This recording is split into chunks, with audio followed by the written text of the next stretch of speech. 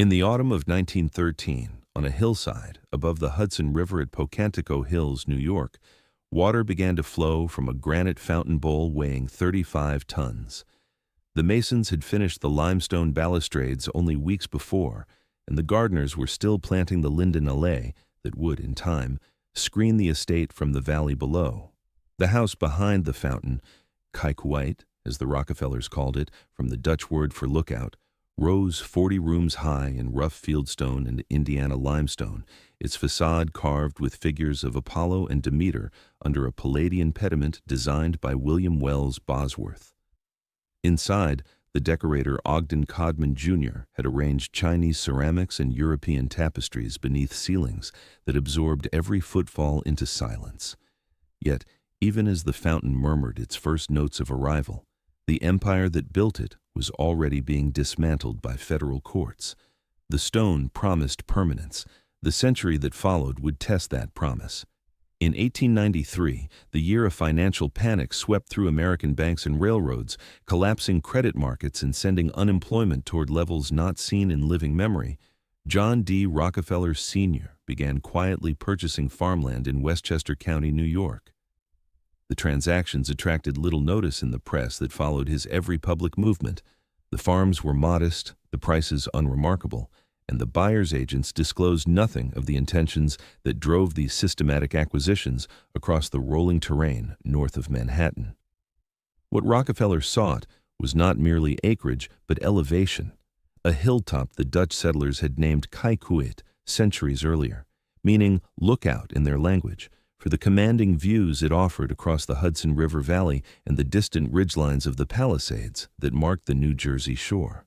By 1893, Rockefeller had already reached his 54th year and stood as the controlling force behind Standard Oil, a corporation that refined approximately 90% of American petroleum and operated pipelines, tank cars, storage facilities, and distribution networks stretching from the oil fields of Pennsylvania to the growing cities of California. His personal fortune defied easy calculation even by the accountants who managed its various components. Estimates would later place it among the largest individual accumulations of wealth in modern economic history, eventually valued in hundreds of billions of dollars when adjusted for subsequent inflation, economic growth, and the changing relationship between private fortunes and national output. Yet the man who commanded this empire had begun to withdraw from its daily operations, delegating authority to trusted lieutenants while he devoted increasing attention to philanthropy, golf, and the search for a country retreat that might offer respite from the public controversies that had made his name synonymous with monopoly. The Pocantico Hills. Property offered what Rockefeller prized above ornament or display: control over his immediate environment. The hilltop stood far enough from public roads that no casual passerby could observe the comings and goings of its residents without making a deliberate effort that would itself be noticed and reported. The surrounding terrain could be landscaped to screen the estate from every angle, creating what one later account would describe as a house oddly not visible from nearby roads, despite occupying one of the most prominent elevations in the county. The farms Rockefeller accumulated spread eventually across thousands of acres, sufficient to establish a private domain where family members, guests, and staff could move without the scrutiny that had followed the Standard Oil chairman through decades of antitrust investigations, congressional hearings, hostile newspaper coverage, and the kind of public attention that transforms every private act into potential headline. For Rockefeller, the land represented also a canvas for the kind of rational improvement he had applied to the oil industry throughout his career.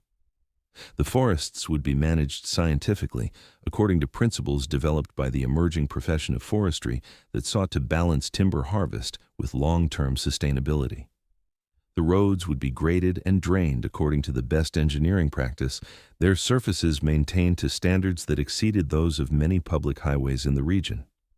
The views would be composed as carefully as the financial reports he had once reviewed each morning at Standard Oil headquarters at 26 Broadway in Manhattan, each prospect calculated for its aesthetic effect and its contribution to the overall experience of moving through the landscape. The estate would not be a palace in the European manner, Rockefeller distrusted ostentation and had spent decades cultivating an image of personal simplicity even as his fortune compounded beyond any reasonable measure. But a working landscape that demonstrated the virtues of order, efficiency, and quiet permanence. His son, John D. Rockefeller, Jr., shared this vision of controlled improvement, but brought to it a more developed aesthetic sensibility shaped by education and travel that the elder Rockefeller had never pursued. Jr., as the family called him to distinguish father from son in their correspondence and conversation, had studied at Brown University in Providence, where he encountered the liberal arts curriculum and social expectations of elite American higher education in the 1890s. He had traveled through Europe on extended tours that introduced him to the principles of classical architecture and formal garden design embodied in the great estates of England, France, and Italy, traditions stretching back through the Renaissance to antiquity that would shape his later philanthropic building projects in New York and beyond. When discussions began about constructing a new house on the Pocantico hilltop to replace the existing structures that the family had occupied since their earliest purchases in the region, Jr. took an active role in selecting architects and reviewing plans, often clashing with his father over questions of scale, material, ornament, and the appropriate relationship between a private residence and the public attention it might attract. The architectural team that emerged from these negotiations included Chester Holmes Aldrich and William Adams Delano, both trained at the École des Beaux-Arts in Paris and practiced in the classically inspired country house idiom favored by wealthy American clients in the early 20th century. Their drawings proposed a T-shaped mansion oriented to capture the river light from the west, with principal rooms, office, drawing room, tea room, and dining room, arrayed around a central hall that would serve as the house's ceremonial spine and circulation core. Early landscape plans bore the influence of Frederick Law Olmsted, the designer of Central Park and the acknowledged master of American landscape architecture, who had consulted on the Pocantico grounds before his death in 1903. Olmsted's approach emphasized the naturalistic arrangement of plantings and the careful manipulation of topography to create sequences of views and spatial experiences that felt inevitable rather than imposed, but subsequent designers would move in more formal directions. William Wells Bosworth, who would become the estate's primary architect and landscape designer for subsequent decades, proposed long axes and terraced gardens stepping down from the hilltop toward the valley below, transforming the natural terrain into a choreographed sequence of focal points, enclosed garden rooms, and carefully framed vistas that drew on Italian precedents he had studied during travels abroad. At the center of the arrival sequence, the designers envisioned a forecourt with a monumental fountain, a granite bowl massive enough to anchor the composition and announce, without words, that the visitor had arrived at a place of consequence and wealth sufficient to move stone on a scale usually reserved for public monuments and civic buildings. The tension embedded in these first sketches would persist throughout the estate's history and define its peculiar character, a man whose corporation reached across the continent asking architects to draw a house that would, somehow, stay out of sight, while simultaneously expressing the power and permanence that such a fortune might claim. The contradiction was not accidental but essential to understanding the Rockefeller approach to architecture and public image. Rockefeller understood from decades of experience with hostile coverage that visibility invited attack. Ida Tarbell's serialized History of the Standard Oil Company, published in McClure's magazine between 1902 and 1904 in 19 installments that became one of the defining works of American investigative journalism, had transformed his name into shorthand for monopoly and predatory business practice. Her detailed reconstruction of rebate schemes negotiated in secret with railroad companies, strategic alliances designed to fix prices and divide markets, and the systematic destruction of competitors who refused to sell out or cooperate had shaped public opinion in ways that neither Rockefeller's studied silence nor his lawyers' careful denials could reverse or substantially mitigate. On the hillside at Pocantico, the architecture of invisibility offered a different kind of response, not rebuttal but retreat, not argument but withdrawal into a private realm that public attention could not penetrate. The estate would be a fortress of privacy, its stone walls and planted screens declaring that some spaces remained beyond the reach of journalists, investigators, congressional committees, and the curious public whose newspapers had taught them to view Rockefeller as an embodiment of unchecked corporate power. The forecourt fountain, when it finally flowed, would speak only to those who had already passed the gates, a private audience for whom the message of wealth and permanence required no apology or explanation. On the morning of September 17, 1902, fire consumed the Parsons Wentworth house, the residence the Rockefeller family had occupied at Pocantico Hills since their earliest purchases in the region during the previous decade. The New York Times reported that John D. Rockefeller Sr. had long distrusted the building's electrical wiring, which had been installed during an era when standards for insulation and circuit protection remained primitive by later measure, and had ordered workmen to reroute the cables into safer metal conduits that would contain any sparks or overheating. The fire came, according to the newspaper account that circulated widely in the days following the disaster, the day before this rewiring was scheduled to begin, a coincidence that must have confirmed every suspicion Rockefeller harbored about the unreliability of systems he did not personally control, and the tendency of the world to defeat even the most careful planning. The loss of the Parsons Wentworth house cleared the hilltop for new construction and concentrated the family's attention on what form that construction should take. The insurance settlement provided resources for rebuilding, but the deeper question concerned whether to replicate what had been lost or to seize the opportunity presented by catastrophe to create something entirely new. A house designed from the foundation up to embody the Rockefeller vision of controlled domestic environment rather than adapting structures built for other purposes and earlier expectations. The first version of Kykuit, completed around 1908 after years of planning, negotiation, and construction, rose as a steep-roofed three-story mansion in a vaguely colonial revival style that drew on American architectural traditions while incorporating the modern conveniences that the family's wealth made possible. Central heating, indoor plumbing throughout, electric lighting in every room, and communication systems connecting the principal spaces to staff quarters and service areas. Yet this initial design satisfied neither father nor son when they actually occupied its completed rooms and moved through its spaces in daily life. Rockefeller Sr. complained that the ceilings felt oppressive, pressing down on occupants in ways that contradicted the sense of spaciousness and ease that a country retreat should provide. The third-floor guest rooms, tucked beneath the steep roof slopes that the colonial idiom required, proved cramped beyond comfort for visitors accustomed to the generous proportions of urban hotels and the country houses of their peers. Chimneys that had been designed according to standard formulas smoked when fires were lit, filling rooms with haze that irritated eyes and deposited soot on furnishings. Drafts penetrated corners that should have been sealed, making certain rooms uncomfortable in winter, despite the heating system's best efforts. Rockefeller Jr. objected to problems that reflected less on the building's construction than on the decisions that had shaped its site plan and circulation patterns. The placement of the service drive, which passed directly beneath the master bedroom window, filled the private quarters with the rumble of delivery wagons and the voices of tradesmen conducting their business at hours when the family might prefer quiet and rest.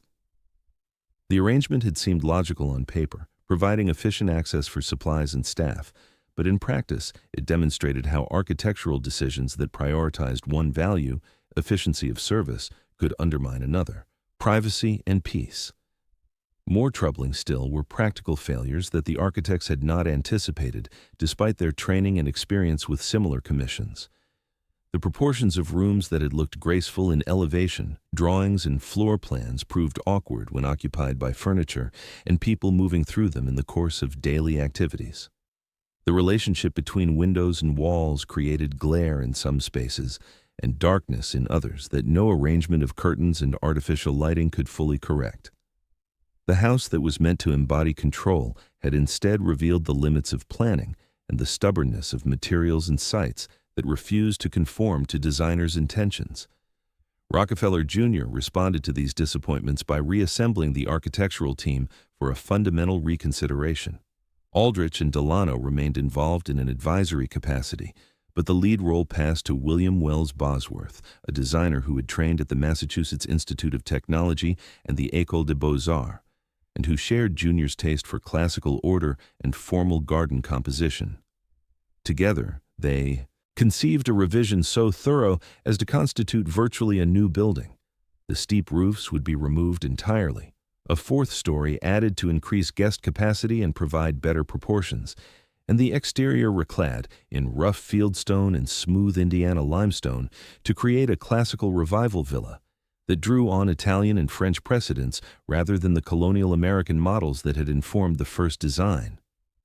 The most significant changes, however, occurred underground, where Bosworth designed 2 basement levels of service tunnels that would route deliveries, maintenance staff, and mechanical systems entirely out of sight and earshot of the family spaces above.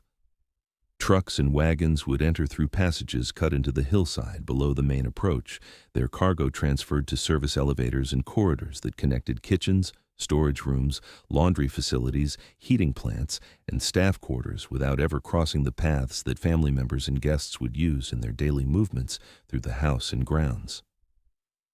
The architecture of the revised Kykuit was, in this fundamental sense, an architecture of invisible labor, a built declaration that the domestic machinery required to sustain a 40-room mansion and its extensive grounds should operate as silently and invisibly as the pipelines and refineries that had generated the fortune to build it.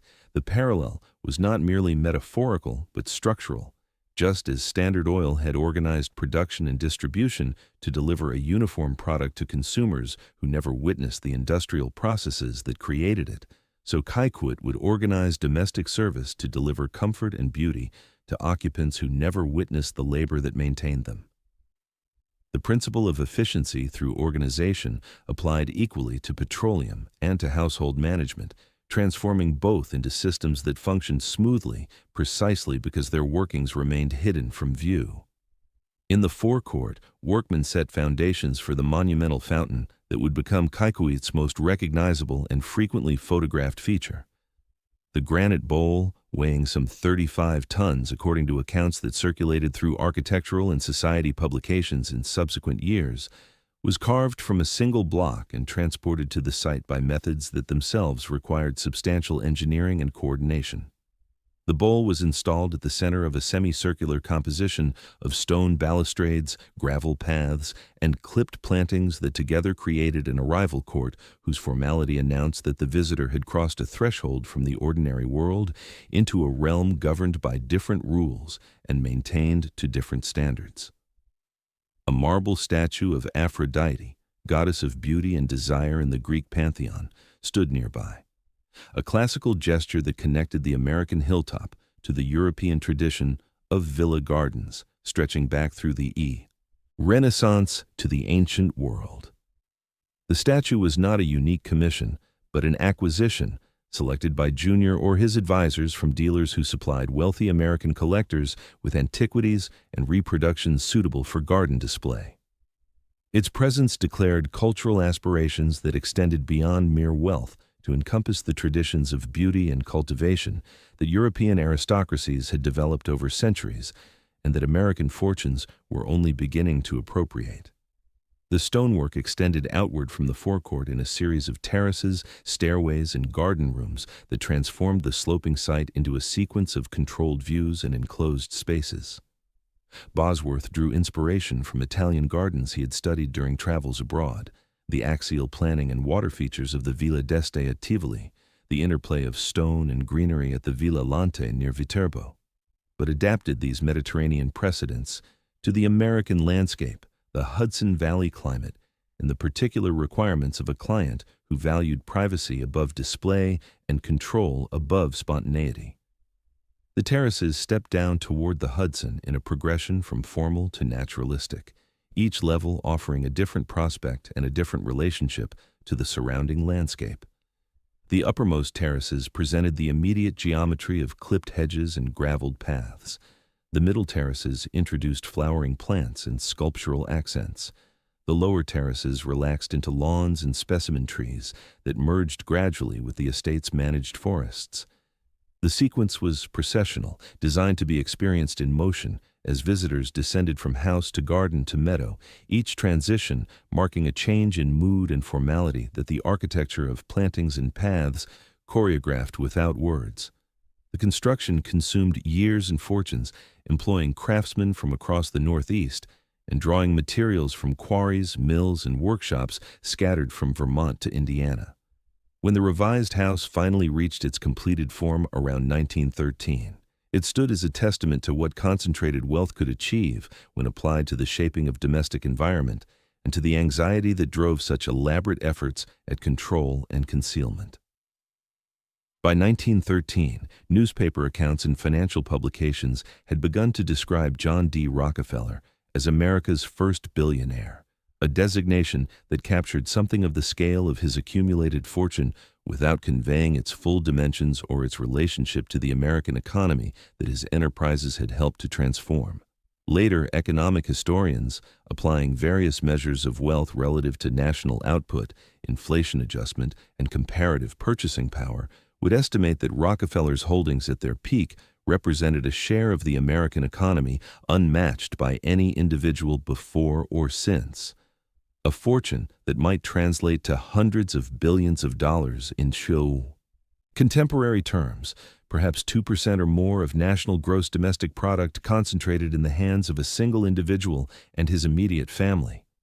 The Guinness World Records would eventually list him among the richest people in modern history, a distinction that owed less to the absolute number of dollars in his accounts, which fluctuated with market conditions and the ongoing distribution of assets to philanthropic purposes, than to the commanding position Standard Oil had occupied in an industry that powered factories, heated homes, and lit the lamps of cities from the Atlantic to the Pacific during decades when petroleum products were transforming every aspect of American economic and domestic life. At Kykuit, this fortune condensed into architecture and landscape. The completed house comprised 40 rooms distributed across multiple levels, from the underground service corridors that Bosworth had designed to separate labor from leisure, through the principal floors with their reception rooms and family quarters, to the fourth-floor guest chambers with their views toward the Hudson and the distant mountains beyond. The room count included not only the formal spaces where family and guests gathered, but also offices, libraries, sitting rooms, bedrooms with their associated dressing rooms and bathrooms, and the specialized spaces, flower arranging room, silver vault, wine cellar, that the management of a large household required. Yet the mansion's profile remained deliberately modest when seen from the surrounding landscape, its roofline horizontal rather than soaring, its materials rough-textured rather than gleaming, its overall presence restrained rather than dominant. This modesty was a calculated effect that reflected both Rockefeller Sr.'s distaste for the showiness that characterized some of his contemporaries' estates, and his practical understanding that ostentation invited criticism from a public already inclined to view great wealth with suspicion and resentment. The house was large by any reasonable standard, but it did not tower over the landscape or announce itself with gilded domes and monumental porticos.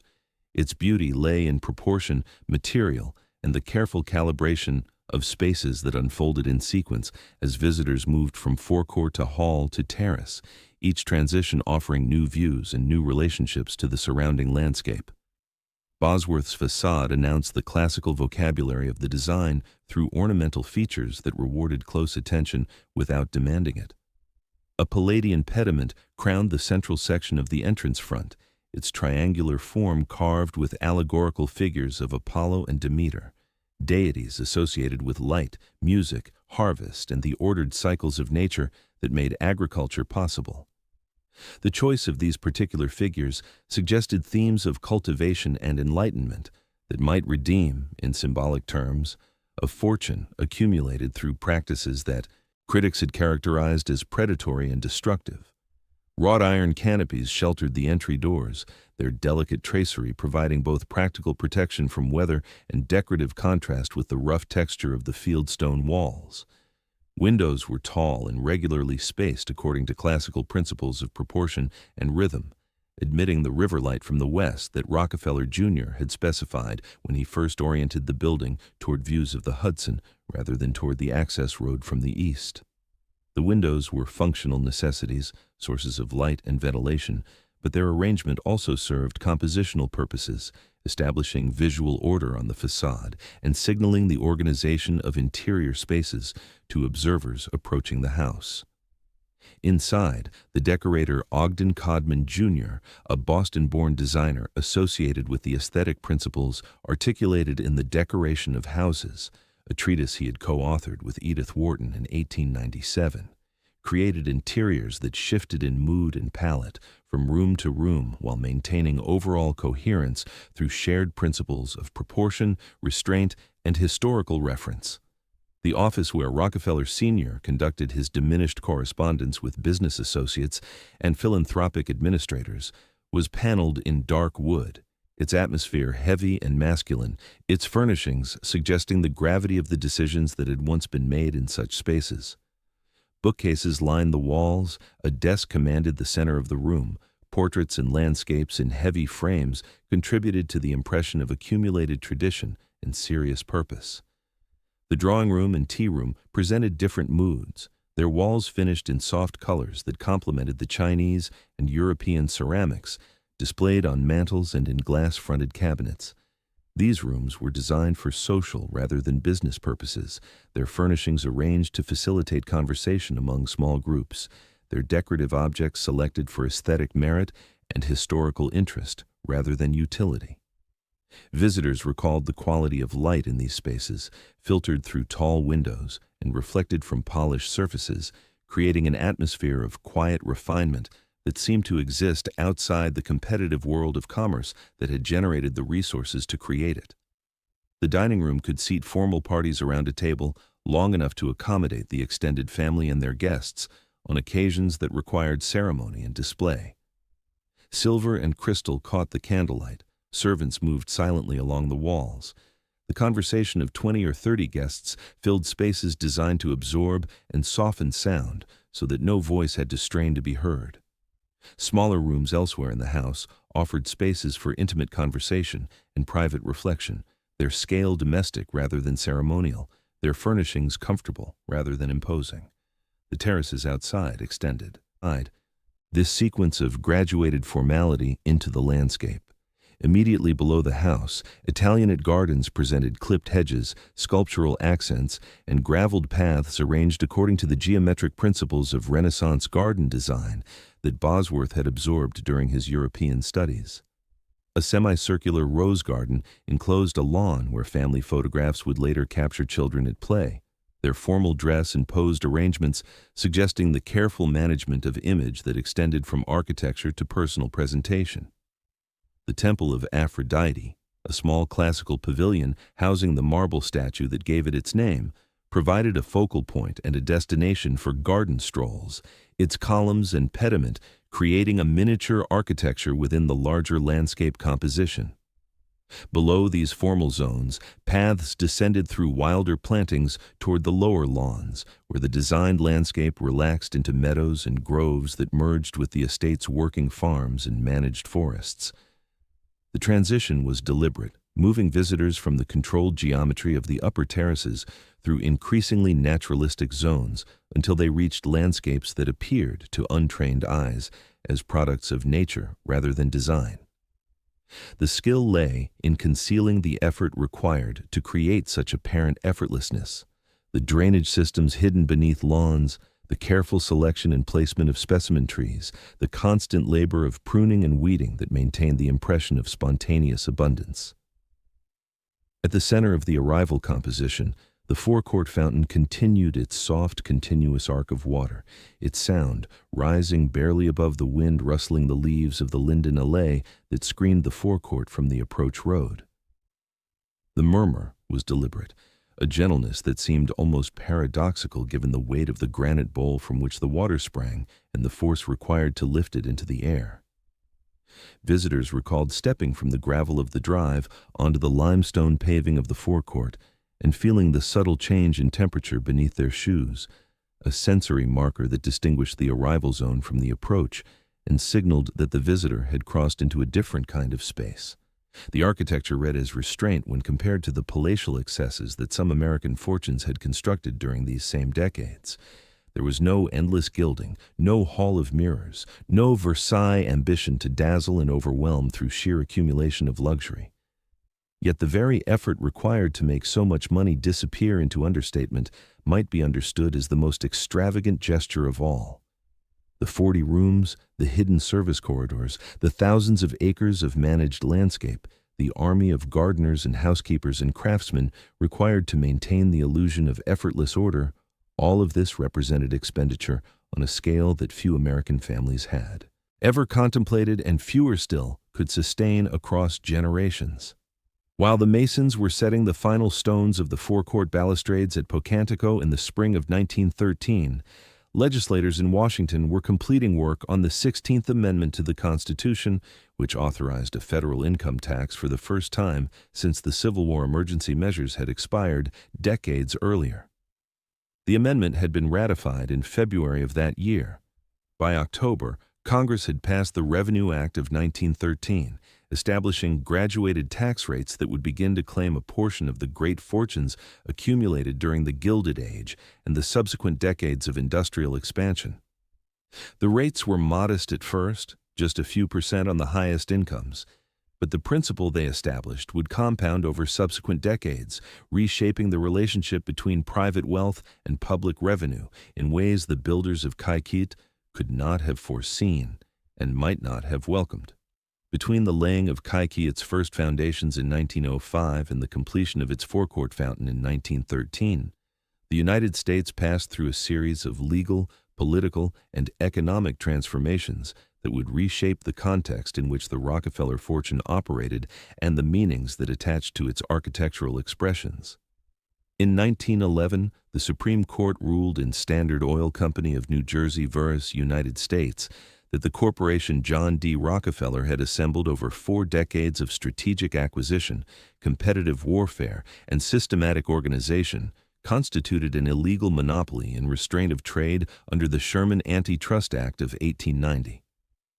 The decision, written by Chief Justice Edward White, ordered the dissolution of Standard Oil into 34 independent successor companies, each prohibited from the coordinated pricing, market allocation, and collective action that had made the original trust so profitable for its shareholders and so threatening to the independent producers, refiners, and distributors it had absorbed or destroyed during its rise to dominance.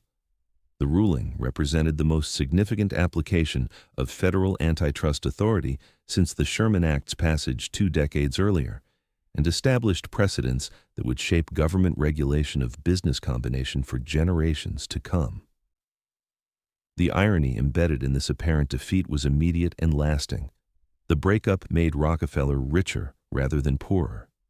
His shareholdings in Standard Oil of New Jersey, the parent company, were distributed across the successor companies in proportion to his original stake, and these new shares appreciated dramatically as each independent corporation pursued its own growth strategy in a petroleum market that continued to expand with the spread of automobiles, the electrification of cities and factories, and the mechanization of agriculture and transportation that made the 20th century the petroleum century in ways that the 19th century had only begun to imagine.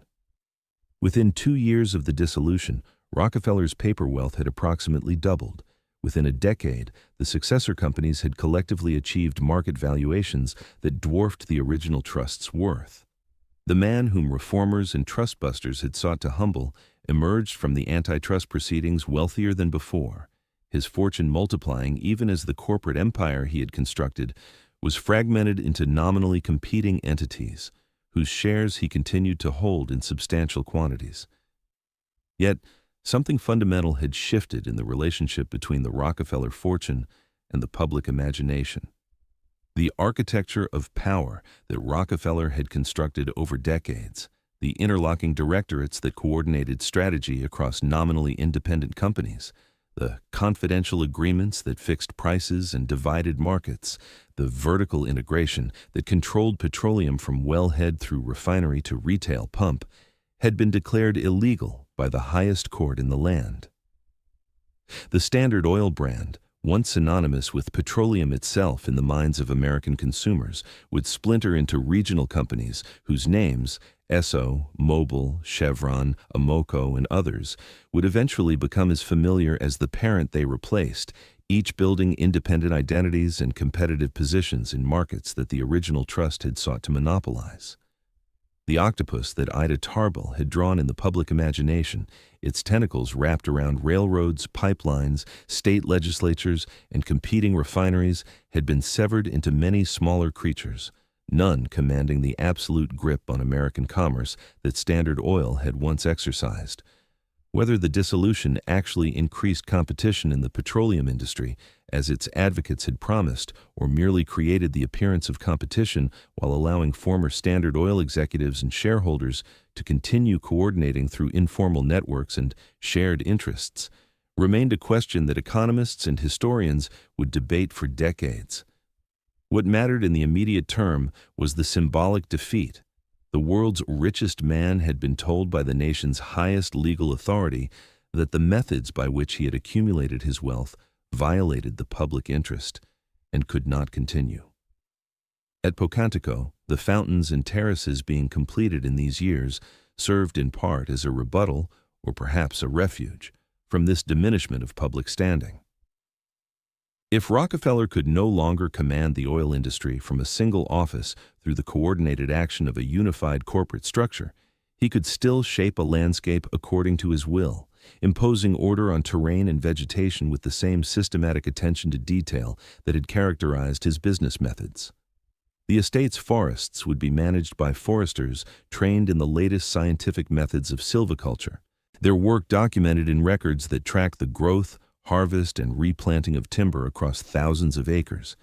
Its roads would be maintained to engineering standards that exceeded those of many public highways, their surfaces graded and drained according to specifications that professional engineers had developed. Its gardens would be designed by architects who had studied the great estates of Europe and could translate classical principles into American idioms suited to the Hudson Valley climate and topography. The control he had lost in the corporate boardroom he would retain on his private hilltop, exercised not through stock certificates and board resolutions, but through the direction of gardeners, foresters, architects, and the small army of workers whose labor transformed his vision into physical reality. The forecourt fountain, with its controlled arc of water rising and falling in patterns determined by the pressure of pumps and the diameter of pipes, embodied this principle of mastery over natural forces. Water made to perform, stone made to frame, landscape made to serve purposes that its owners defined. At the same time, Rockefeller's charitable giving was shaping public institutions on a scale that rivaled his corporate activities and offered different possibilities for reputation and legacy. The University of Chicago, founded in 1890 with Rockefeller's initial gift of $600,000 and sustained by subsequent contributions totaling tens of millions of dollars over the following decades, was rising to prominence as one of America's leading research universities, its Gothic quadrangles filling with scholars whose work would reshape fields from economics to physics to theology. The Rockefeller Institute for Medical Research, established in 1901 in New York, was pioneering approaches to scientific investigation that would transform the understanding and treatment of infectious diseases, its laboratories producing discoveries that saved countless lives and established models for research organization that other institutions would emulate. The General Education Board, incorporated in 1903 with Rockefeller funding, was channeling millions of dollars into schools and colleges across the American South, seeking to improve educational opportunity in a region still recovering from the devastations of the Civil War and the failures of Reconstruction to provide adequate schooling for either white or black citizens. These institutions represented a different kind of architecture from the stone and plaster of Kykuit, organizational structures designed to outlast their founder and to accomplish purposes he could define but not directly control. The university would teach what its faculty determined important. The institute would investigate what its scientists found promising. The board would support schools according to criteria that evolved with changing circumstances and accumulating experience. Rockefeller provided the capital, but the U.S. outcomes would belong to others. Scholars, scientists, educators, and the students whose lives their work would touch in ways that no donor could predict or direct. The The gifts were acts of faith as much as calculation, wagers that the institutions he funded would prove worthy of the resources he provided and would accomplish more good than the business practices that had generated those resources had caused harm. Whether this accounting balanced in moral terms was a question Rockefeller left to others. His role, as he understood it, was to provide means and to trust that trained professionals would deploy them wisely. The tension between private retreat and public presence would define the Rockefeller legacy for generations to come and would shape how observers understood the relationship between the family's buildings and the broader patterns of American life.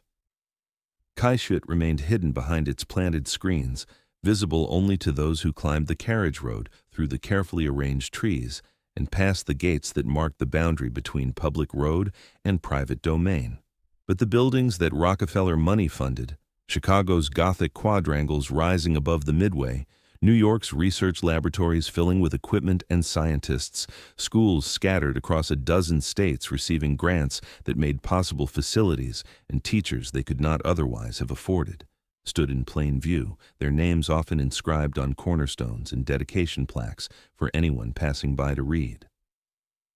The hill at Pocantico thus became the quiet center of a very visible architectural constellation whose points of light spread across the American map. From the library where Rockefeller Sr. read reports and reviewed correspondence in his declining years, lines of influence radiated outward to construction sites, endowment accounts, and administrative offices in cities he might never visit. The forecourt fountain, with its controlled arc of water rising and falling in the space between granite bowl and autumn sky, served as a kind of emblem for this arrangement, a display of mastery that was also, in some essential way, a withdrawal, a declaration that the man who had built Standard Oil would spend his remaining years apart from the world his company had helped to create, shaping it still through philanthropy, but no longer commanding it through corporate power. In the decades following Kykuit's completion, mornings at the estate settled into patterns that newspapers occasionally glimpsed through interviews with visitors or servants, but rarely understood in their full domestic particularity. John D. Rockefeller Sr., increasingly frail as the 1920s progressed toward the decade's end, took breakfast in a sunny room overlooking the gardens that stepped down toward the Hudson, the heavy china and polished silver on his table reflecting habits formed over 70 years of disciplined living that neither wealth nor age had substantially altered. Newspapers arrived from New York City by early delivery, their pages unfolded beneath windows that framed views of the Hudson Valley stretching toward the Catskill Mountains in the north and the ridgelines of the Palisades across the river to the west. The ticker tape machine in the dark-paneled office still chattered with stock prices, commodity reports, and the financial news that connected the hilltop retreat to the markets, where the Rockefeller fortune continued to compound through investments that by now required no active management beyond the professional oversight of advisors and trustees. The machine's presence was partly vestigial, a remnant of decades when such real-time information had guided decisions that moved markets and determined the fates of competitors. But it also served as a reminder that the world of commerce continued its operations regardless of whether any particular individual chose to participate. The fortune grew, the ticker recorded its growth, the man whose name it bore observed but rarely intervened. Telephones connected the hilltop to 26 Broadway, where the family's business offices had occupied space since the days of Standard Oil's dominance, and to the philanthropic offices that administered giving programs whose annual distributions exceeded the total budgets of many American universities and hospitals. The conversations were brief, supervisory, concerned with principles rather than operational details that professional managers could handle more efficiently. Rockefeller Sr. had long since delegated authority to lieutenants in both business and philanthropy, retaining for himself only the final approval of major decisions and the satisfaction of knowing that the systems he had set in motion continued to function according to the design he had established. Outside, the Italianate terraces presented their geometry of hedges and gravel to the morning light that shifted across their surfaces as the sun climbed from behind the house toward its noon position. The shadows of balustrades shortened, the colors of flowers intensified, The dew that had silvered every blade of grass evaporated into air that would warm toward the pleasant temperatures of a Hudson Valley late morning. Staff moved along the service corridors that Bosworth had designed 2 levels below, their footsteps and voices absorbed by stone and earth, their presence registered above ground only in the results they achieved. Tables set with appropriate china and silver, rooms cleaned and arranged, gardens pruned and watered, meals prepared in kitchens whose heat and noise remained sequestered from the family spaces they served. The delivery trucks that once had rumbled beneath the master bedroom window in the first version of Kykuit now descended into underground passages that their drivers had learned to navigate. Their cargo transferred to service elevators without disturbing the silence of the principal floors. The system worked as designed. Disturbance sank below. Serenity persisted above. The family members who inhabited the formal rooms experienced their domestic environment as effortless abundance, their comfort maintained by labor they rarely witnessed and workers they might not recognize if encountered outside the estate's boundaries. Society columns that mentioned Kykuit in these years emphasized the contrast between the scale of Rockefeller's wealth, still growing despite his age and retirement from active business, and the simplicity of his personal habits and daily routines. Mr. Rockefeller retires early and keeps the simplest routines, one journalist observed in a profile that circulated through publications, catering to readers fascinated by the lives of the very wealthy, noting that the man who controlled interests valued in the hundreds of millions rose with the sun, played golf on his private course when weather permitted, attended church services with regularity, and avoided the dinners, balls, and yachting parties that consumed the attention and resources of newer fortunes still establishing their social positions. The estate itself was rarely photographed for publication and never open to reporters. Its existence was widely known among those who followed such matters, but its interiors remained a subject of speculation and imagination. This combination of vastness and restraint became part of the Rockefeller mythology that journalists, biographers, and historians would elaborate over subsequent decades. The billionaire who ate plain food, dressed in ordinary clothes that showed no particular concern for fashion, and handed out dimes to children he encountered on his walks around the estate or during travels to his winter home in Florida. The dime giving became famous enough to generate anecdotes, cartoons, and commentary that interpreted the practice variously as evidence of admirable frugality, laughable stinginess, calculated public relations, or genuine generosity scaled to the age and circumstances of its recipients. The truth, if a single truth could be identified in such a complex personality, probably lay somewhere in the intersection of all these interpretations, a habit that reflected genuine values while also serving purposes of image management that Rockefeller, whatever his other qualities, had learned to pursue with systematic attention. The mythology served purposes both defensive and promotional, countering the image of the rapacious monopolist with a portrait of the disciplined steward, the Christian gentleman who tithed his income faithfully, taught Sunday school classes into old age, and lived by principles of thrift and industry that he urged upon others through precept and example. Whether the portrait was accurate in its particulars mattered less than its persistence and its power to shape how Americans understood wealth and the responsibilities that might accompany it. The narrative offered a template for subsequent wealthy families seeking to manage their public images. Simplicity in personal habits, generosity in philanthropic giving, privacy in domestic arrangements, and the cultivation of mythology that could outlast the controversies of business competition.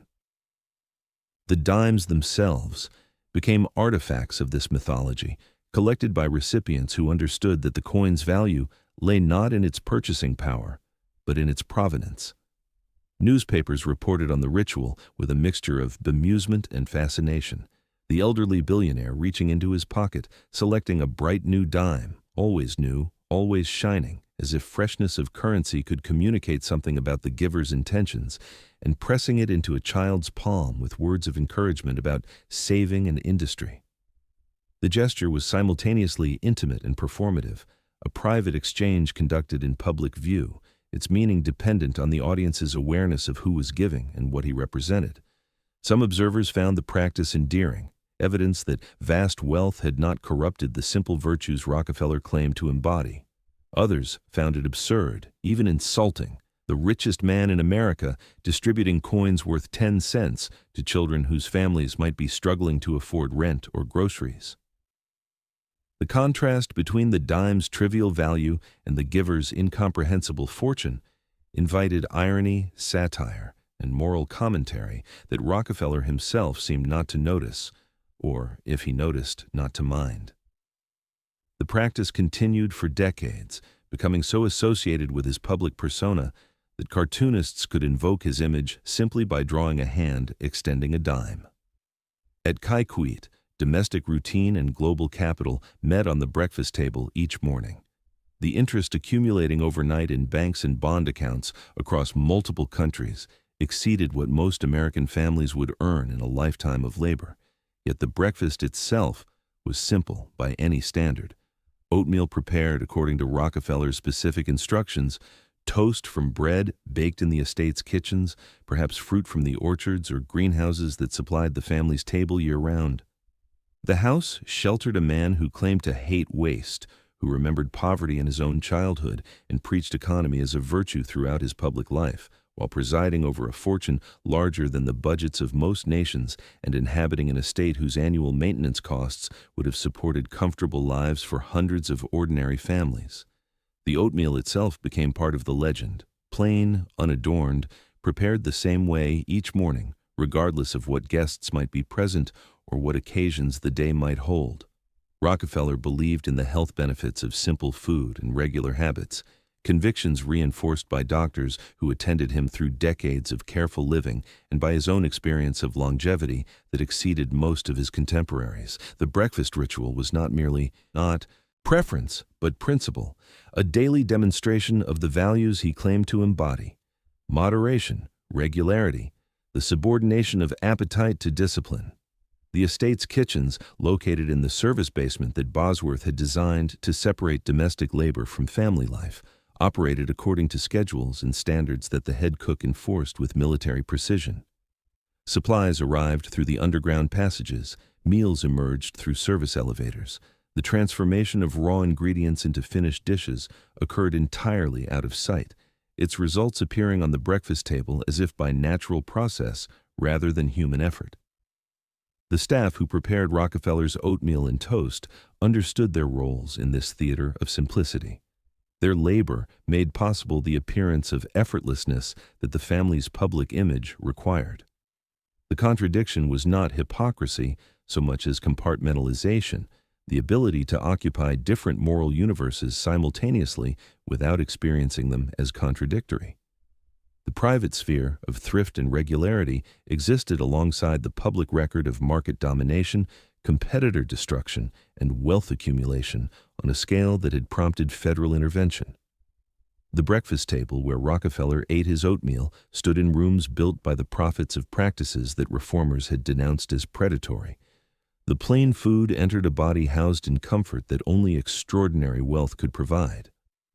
The reconciliation, if one were needed, lay perhaps in the conviction that the methods of accumulation had been justified by their results, that the efficiency Standard Oil had brought to the petroleum industry benefited consumers as much as shareholders, and that the wealth now being distributed to universities, hospitals, and schools would benefit society far more than the same resources left in the hands of the small producers and independent refiners whose businesses Standard Oil had absorbed or destroyed. This conviction was not merely self-serving rationalization, but reflected a genuine worldview that Rockefeller had articulated throughout his career. He believed that competition was wasteful, that coordination was efficient, that the consolidation of the petroleum industry under Standard Oil's management had reduced costs, stabilized prices, and improved quality in ways that benefited everyone who purchased kerosene for their lamps or lubricants for their machinery. The competitors he had driven out of business had been, in his view, obstacles to progress, inefficient operators whose survival would have perpetuated chaos and waste in an industry that required systematic organization to reach its potential. Whether this view was accurate remained a matter of fierce debate among economists, historians, and the public throughout Rockefeller's lifetime and long after his death.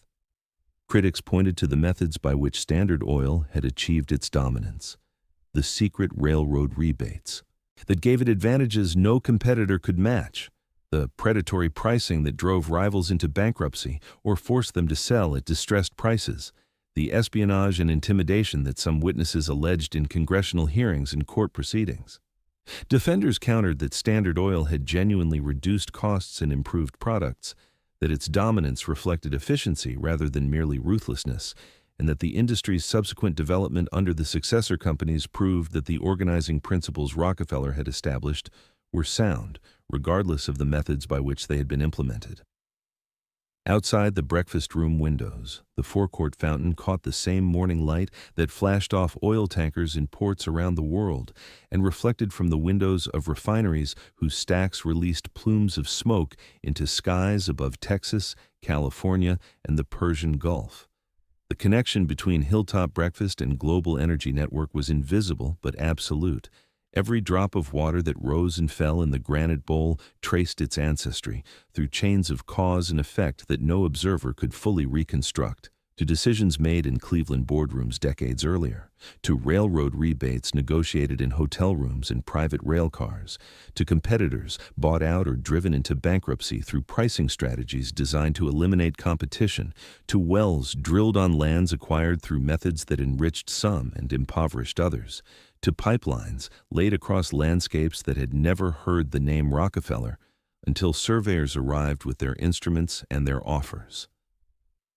The petroleum that had generated the fortune now flowed through systems that operated independently of any individual's control, even the individual whose organizational genius had created them.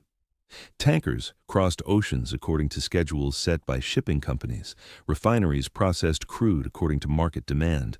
Pipelines pumped their contents according to the physical laws of fluid dynamics and the commercial imperatives of throughput maximization. The industry that Rockefeller had built continued to function, generating wealth for shareholders and products for consumers, long after the founder had retreated to his hilltop estate and his morning oatmeal. The fountain was a monument to this history, even if its murmur spoke of nothing but the present moment. Water falling, stone receiving, light scattering across surfaces polished by flow. The beauty was real. The history that produced it was real.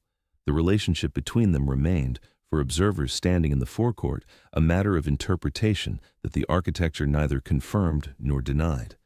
The granite bowl offered no moral verdict on the fortune that had quarried, transported, and installed it.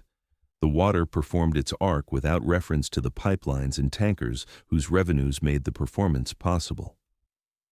Beauty and history coexisted in the Ivar, same space available to observers who might draw connections or who might simply appreciate the aesthetic achievement without inquiring into its origins. By the late 1920s, Rockefeller Sr. had entered his 90s, a span of years that few Americans of his generation achieved, and that made him an object of curiosity quite apart from his wealth or his business history.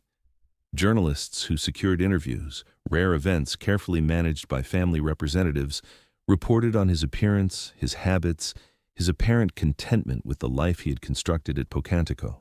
His hair had whitened completely, his frame had thinned to the point that the suits he wore seemed to hang on a figure diminished from the robust businessman of earlier decades. The face that had once appeared in hostile cartoons as a mask of greed had softened into the features of an elderly gentleman whose public appearances attracted not condemnation but curiosity, even a kind of grudging admiration for his longevity and his apparent equanimity. He had outlived most of his critics and many of his allies. Ida Tarbell herself was still writing in the late 1920s, but her most famous work lay a quarter century in the past, its accusations absorbed into a historical record that seemed increasingly distant from the philanthropist on the golf course and the grandfather in the forecourt photographs. The controversies of Standard Oil's rise had become history, studied in universities and debated in law schools, but no longer generating the visceral public anger that had accompanied the antitrust proceedings and the muckraking journalism of earlier decades. While his father aged at Pocantico, his energies diminishing year by year toward the quietude of very old age, John D. Rockefeller Jr. began to build in the public eye. translating the principles of order and permanence that governed Kykuit's design into institutional architecture that would shape the skylines of Chicago and New York and establish the Rockefeller name in contexts far removed from the petroleum industry that had generated the family fortune. His ambition was not merely architectural, but moral, to transform the Rockefeller reputation from monopoly to beneficence, replacing the image of the octopus with the image of the patron, the builder, the servant of higher purposes that transcended commercial competition. Junior had grown up in the shadow of his father's controversies, aware from childhood that the family name carried associations that required constant management. He had witnessed the public attacks, the congressional investigations, the hostile newspaper coverage that had made his father one of the most reviled figures in American public life during the decades of Standard Oil's dominance. He had also witnessed his father's response, the studied silence, the delegation of public relations to subordinates, the retreat into private life that Kykuit embodied. Junior chose a different path, not silence, but speech, not retreat, but engagement, not private accumulation, but public distribution of the fortune his father had assembled. The architectural projects Junior undertook in the 1920s and 1930s represented this different approach in built form. Each building was a statement about what the Rockefeller name should mean, an attempt to associate the family with learning, worship, culture, and civic improvement rather than with monopoly and market manipulation. The strategy was deliberate, discussed in correspondence and planning documents that survive in the Archive Center's collections, but it was also genuine, an expression of values Junior held sincerely and had developed through his own education, travels, and religious convictions. In Chicago, Junior funded the construction of Rockefeller Memorial Chapel at the University of Chicago, a building deliberately designed, in the words of its architect Bertram Goodhue, as the central and dominant feature of the campus his father's initial gifts had made possible 3 decades earlier.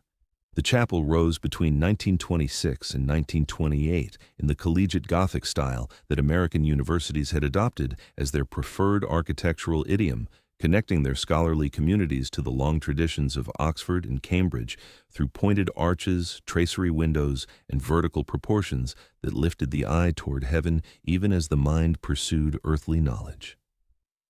The limestone tower climbed 200 feet above the quadrangles, its silhouette visible from miles away across the flat terrain of Chicago's South Side, declaring that the institution Rockefeller money had founded would claim a place among the great centers of learning whose medieval ancestors had shaped Western civilization. The declaration was architectural rather than verbal, expressed in stone and glass rather than rhetoric, but its message was clear to observers who understood the language of collegiate Gothic. This university aspired to permanence and tradition, not merely innovation and research. It sought to join a conversation that stretched back centuries, not merely to respond to the demands of the present moment. The choice of Gothic style was itself significant, connecting the American university to European precedents that predated the industrial capitalism whose profits funded the construction. The pointed arches and ribbed vaults evoked monasteries and cathedrals built by medieval craftsmen for patrons whose wealth derived from land and agriculture rather than oil and railroads. The connection was deliberately anachronistic, asserting continuity with traditions that the modern economy had largely displaced, while using that economy's resources to construct monuments that appeared to transcend it. The chapel's dedication in 1928 drew dignitaries from across the academic world, university presidents, foundation executives, religious leaders, and scholars whose presence recorded in photographs suggested the significance that contemporaries attached to the building's completion. The architecture spoke a language of continuity and permanence, its buttresses and tracery asserting connections to medieval traditions of scholarship and faith that predated Columbus's voyages, let alone the oil wells and refineries of the American industrial age. Yet the money that paid for these stones, and that would endow the maintenance required to preserve them, traced back to a very different world, the industrial landscape of refineries and railroad yards, the corporate warfare that had made Standard Oil supreme, the fortune that antitrust law had severed but not diminished. The interior of the chapel continued the Gothic vocabulary established by its exterior, with high vaulted ceilings that drew the eye upward toward clerestory windows, admitting colored light into the nave. The organ, one of the largest in the Midwest, filled the space with sound that could range from intimate meditation to overwhelming grandeur, depending on the occasion and the organist's intentions. Pews of dark wood arranged in traditional rows accommodated congregations of students, faculty, and visitors who gathered for services, concerts, lectures, and the ceremonial occasions that punctuate academic life. The same year saw Junior conceive and execute an even more ambitious project in New York, the Riverside Church, an interdenominational sanctuary overlooking the Hudson River from Morningside Heights that would combine neo-Gothic architecture with a modern theology of social engagement. The minister Junior recruited to lead this congregation was Harry Emerson Fosdick, a Baptist preacher who had become famous and controversial for his liberal interpretations of Scripture and his commitment to applying Christian principles to contemporary social problems, including labor relations, racial justice, and international peace.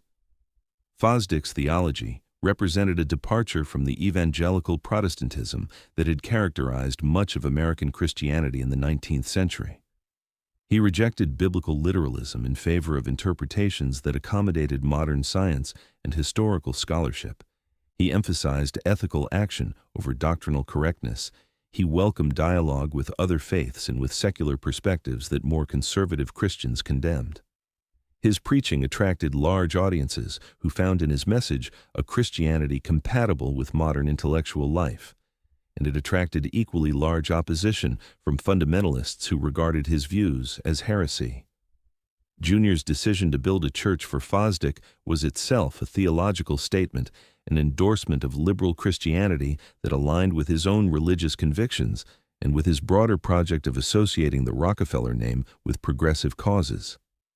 The building that rose between 1927 and 1930 to house Fosdick's ministry was, in many ways, a monument to this progressive theological vision, a 392-foot tower visible from both shores of the Hudson, its steel frame clad in Indiana limestone, carved to suggest the weight and permanence of medieval cathedrals while employing construction techniques that would have astonished medieval builders.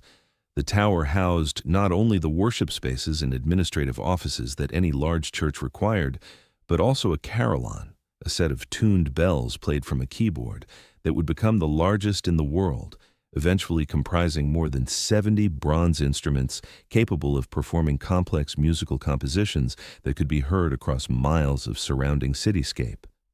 The carillon was dedicated to the memory of Laura Spellman Rockefeller, Jr.'s mother, and the wife who had shared John D. Sr.'s journey from modest Cleveland beginnings to unimaginable wealth. Laura had died in 1915. The bells that bore her memory would ring over Morningside Heights for generations, their tones marking hours, announcing services, and performing concerts that drew listeners from throughout the city. The dedication embedded private grief within a public gift, family memory within an institution that proclaimed itself interdenominational, interracial, and international, open to all who sought worship and community regardless of the particular theological or social categories that divided other congregations. The bells themselves were cast in England by the Gillett and Johnston Foundry, which had produced carillons for cathedrals and civic buildings across Europe. Each bell was tuned to precise specifications that allowed the instrument to perform music ranging from simple hymns to complex classical compositions. The largest bell, called the Borden, weighed more than 20 tons, one of the heaviest bells ever cast, its deep tone providing the foundation for the carillon's harmonic range. The carillonneur who played these bells sat in a cabin high in the tower, striking wooden batons connected by wires to the clappers, producing music that cascaded over the surrounding neighborhoods and across the Hudson River to listeners in New Jersey. At Pocantico, Kykuit served as the quiet headquarters where these ambitious projects took shape in planning documents, correspondence, and the conversations that precede any major construction. Plans, elevations, and fundraising reports arrived at the estate by mail and messenger, accumulating in the library where Junior reviewed them with the same attention to detail his father had once devoted to refinery operations and pipeline logistics. The correspondence files from these years, now housed in the Rockefeller Archive Center's climate-controlled vaults on the estate itself, document endless negotiations over architectural specifications, budget estimates, liturgical requirements, and the competing visions of architects, contractors, clergy, and trustees that any major building project must reconcile. The library at Kykuit, where Junior conducted this work, was itself a carefully designed space, its dark wood paneling and built-in bookcases creating an atmosphere of scholarly seriousness appropriate to the decisions being made within its walls. Natural light entered through tall windows overlooking the terraces. Electric lamps provided illumination for evening work. A fireplace offered warmth on winter afternoons when the Hudson Valley wind rattled the windows and the gardens outside lay dormant under snow. Here, Junior could spread architectural drawings across a large table, comparing alternative designs, annotating plans with questions for architects and engineers, dictating correspondence to secretaries who would type and dispatch instructions to offices in Manhattan and beyond. One might imagine Junior carrying rolled drawings from the library to the North Terrace on a clear afternoon, holding proposed tower elevations against the distant Manhattan skyline to judge their future impact on the city's silhouette. The forecourt fountain, with its controlled arc of water rising and falling in the forecourt behind him, provided a daily reminder of the principle he sought to apply on larger scales: that careful design could harmonize competing elements, that resources properly directed could create beauty without ostentation, that architecture could serve purposes that transcended the commercial motivations typically associated with construction. The same sensibility that had hidden service roads beneath Kykuit's lawns was now carving spires into the urban sky. The private ethic of order and control was being exported as public architecture, the aesthetic discipline of the country estate translated into institutions that would serve congregations, students, and researchers who would never see the hilltop at Pocantico or understand the connection between its forecourt fountain and the towers rising above Manhattan and Chicago. Junior understood, perhaps better than his father ever had, that the Rockefeller name required constant tending, that the fortune's legitimacy in public opinion depended on visible acts of generosity that could counterbalance the historical record of monopoly and market manipulation that had made the fortune possible. By the time Riverside's bells first rang over the Hudson in 1930, their tones carrying across the river to New Jersey and south toward the skyscrapers of Midtown Manhattan, the hilltop at Kykuit had quietly become the command post for an empire of stone, steel, and stained glass, whose reach extended far beyond the private grounds where family members walked and servants labored. The original fortune continued to grow, compounding through investments that required no active management beyond professional oversight, while the philanthropic fortune dispersed into buildings, endowments, and programs whose outcomes would belong to others: faculties, congregations, researchers, and the countless individuals whose lives their work would touch. The balance between accumulation and distribution would define the Rockefeller legacy for generations to come. A legacy whose architectural expression ranged from the hidden forecourt of a private estate, where water murmured into granite for an audience of family and invited guests, to the towering spires of institutions that proclaimed the family name to anyone who passed beneath their shadows or heard their bells ringing across the urban soundscape. In 1931, as the Great Depression tightened its grip on the American economy, closing banks, idling factories, and sending unemployment toward levels not witnessed in living memory, John D. Rockefeller, Jr. undertook what newspapers and trade publications called the largest private building project in modern history. The development that would become Rockefeller Center occupied 22 acres between 48th and 51st Streets in the heart of Midtown Manhattan, a site assembled through the combination of land leased from Columbia University on terms negotiated before the crash and additional parcels acquired through patient negotiation during the economic collapse when property values had fallen and sellers were desperate for liquidity. The project was an act of faith in the city's future, at a moment when that future seemed most uncertain, a declaration that private capital would continue to build, even as banks failed by the thousands, bread lines stretched around city blocks, and unemployment climbed toward a quarter of the workforce. The scale of the commitment was staggering even by Rockefeller standards. Estimates of total cost ranged toward $250 million in contemporary dollars, a sum that exceeded the budgets of most American cities and represented a gamble on economic recovery that many observers considered reckless, or at least premature. The timing of the project placed it in direct counterpoint to the economic devastation unfolding across the country. As farmers abandoned homesteads in the Dust Bowl and factory workers lined up at relief offices in industrial cities, construction crews in Manhattan were erecting steel frames and pouring concrete foundations for towers that seemed to assert an alternative vision of American possibility. The contrast was not lost on contemporary observers, who debated whether the project represented admirable confidence, tone-deaf extravagance, or calculated self-interest disguised as civic improvement.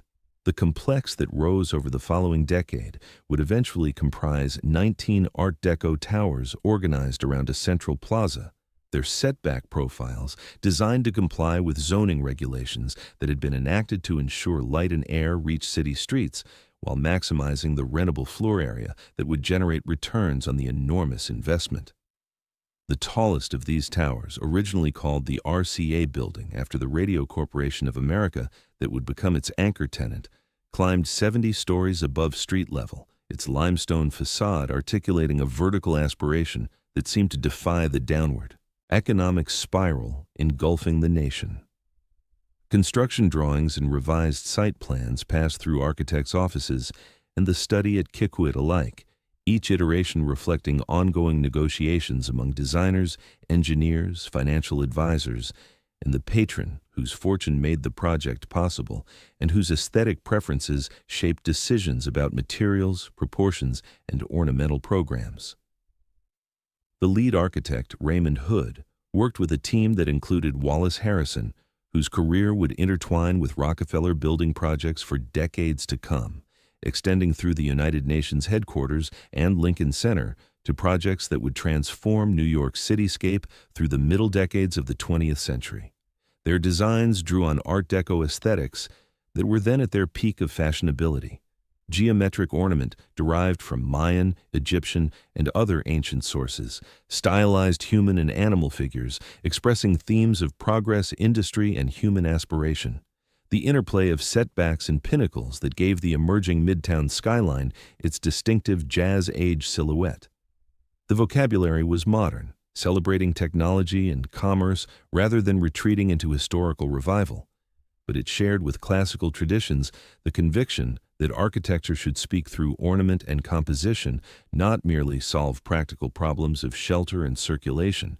The ornamental program that decorated the complex's facades, lobbies, and public spaces told stories about progress, labor, and human achievement that connected Rockefeller Center to the broader currents of Depression-era public art. Murals depicted workers and intellectuals, machines and natural forces, the conquest of space and time through modern technology. Sculptures celebrated industry and commerce, their stylized figures embodying abstract virtues, strength, wisdom, creativity, rather than representing specific individuals or events. The art was didactic, intended to inspire and instruct, to associate the commercial enterprise of office buildings and retail space with higher purposes that justified the enormous investment of capital and labor. Beneath the raised plazas that connected the towers, a system of underground concourses and service ramps echoed the arrangement that Bosworth had designed at Pocantico 2 decades earlier.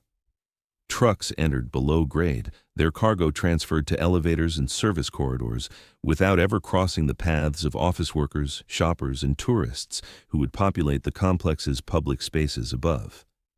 The principle was identical to that governing Kykuit's hidden service tunnels.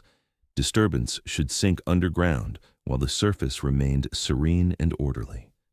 The urban machine would function efficiently, but its machinery would remain invisible to the civilians who inhabited its public spaces and contributed, through rents and purchases, to the returns that justified the investment. Newspaper. Coverage of the complex's construction emphasized its audacity, its scale, its apparent defiance of economic gravity at a moment when gravity seemed to be pulling every enterprise downward. One article described the sunken plaza at the heart of the complex, with its gilt statue of Prometheus stealing fire from the gods, as a Babylonian garden suspended above Midtown, a comparison that linked the Rockefeller project to the legendary terraced gardens of ancient Babylon, while suggesting something slightly dangerous, slightly hubristic, in the ambition the plaza represented. The vocabulary of the coverage, plaza, fountain, terraces, sculpture, gardens, was recognizably the vocabulary that writers had used to describe Kykuit's grounds, translated from the rural hilltop to the urban grid.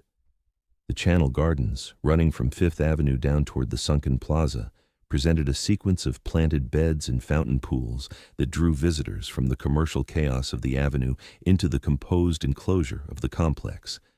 The sequence was processional, designed to be experienced in motion as pedestrians walked from sidewalk to plaza, each transition offering new views and new relationships to the surrounding buildings. The technique was classical, derived from the same Italian garden precedents that had informed Bosworth's work at Pocantico, but the materials and scale were unmistakably modern. Steel frames supporting stone cladding, plate glass admitting light to interiors, electric lighting transforming the complex into a spectacle after dark, when office workers had departed and the entertainment venues that occupied the complex's ground floors drew nighttime crowds. By the time the last structural steel was riveted into place and the complex approached its substantially completed form in 1939, Rockefeller Center had become an icon of American determination, proof, its advocates claimed, that private enterprise could accomplish what no government relief program had managed, putting thousands of construction workers and craftsmen to work on a project that transformed the physical fabric of the world's most important city.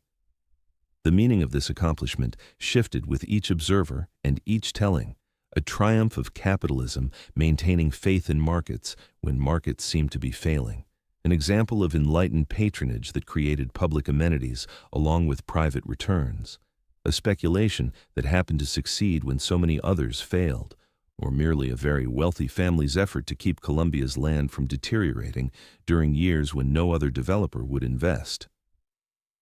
At Pocantico, the forecourt fountain continued its quieter performance of wealth, water over stone, unseen by the crowds who would eventually gather around Prometheus each holiday season to watch skaters circle the ice rink that had been installed in the sunken plaza as a winter attraction. The connection between the two landscapes was rarely discussed in publications that treated Kykuit as a private family matter and Rockefeller Center as a public monument belonging to the city rather than to any individual. Yet the principles were continuous. The same patience in site assembly, acquiring parcels one by one until a coherent whole could be shaped, the same attention to circulation and service logistics, separating flows of people and goods to maximize efficiency and minimize conflict. The same faith that architecture could impose order on chaos and transform accumulated capital into forms that would outlast the generation that built them. Rockefeller Center is often interpreted as a monument to corporate modernity, its towers expressing in stone and steel the organizational energies of the 20th century corporation, the vertical integration of radio broadcasting, film production, and commercial real estate that RCA and its affiliates represented. But in its terraces, water features, and carefully controlled flows of people and goods, the complex was also a vertical echo of the country house above the Hudson, a Kykuit turned inside out for public view, its principles of order and concealment applied to urban rather than rural terrain. The private retreat and the public spectacle shared a common architectural language, spoken in different dialects for different audiences, but recognizable to observers who understood both contexts. By the 1930s and 1940s, Kykuit had established itself as a multi-generational home, its 40 rooms and spreading gardens absorbing the rituals of a family that now numbered grandchildren and great-grandchildren, cousins and in-laws whose connections to the founding fortune varied in closeness, and whose claims on the estate's spaces and traditions required constant negotiation. 4 generations of Rockefellers would ultimately live on the Pocantico property, which spread across thousands of acres, encompassing not only the main house, but also subsidiary residences built for married children and their families, farm buildings that continued to operate as working agricultural enterprises, and recreational facilities that catered to the varied interests of a dynasty in full elaboration. The playhouse, completed in 1927 in a French Norman style that suggested European country houses of the sort Junior had admired during his travels, offered a leisure complex with indoor swimming pool, tennis courts, bowling alley, and gymnasium. Its facilities sufficient to entertain guests and family members through any weather without venturing beyond the estate's boundaries. The building's architecture, steep roofs, rough stone walls, the suggestion of medieval origins achieved through modern construction methods, complemented the classicism of the main house while establishing its own distinct character appropriate to its recreational rather than ceremonial functions.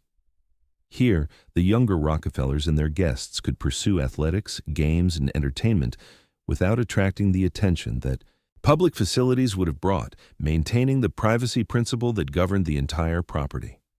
The swimming pool allowed exercise year-round regardless of season. The tennis courts provided competition without the social complications of club membership. The bowling alley offered amusement on evenings when the family gathered at the estate, rather than dispersing to Manhattan entertainments. The playhouse was, in its way, as carefully designed as the main house, a machine for leisure rather than residence, but a machine, nonetheless, engineered to serve specific purposes with maximum efficiency. The coach barn, originally constructed to house carriages and horses during the early years of the estate's development, gradually filled with vintage automobiles, as motorization transformed American transportation during the 1920s and 1930s. The building spaces adapted to changing technologies while preserving the scale and aesthetic character of an earlier era.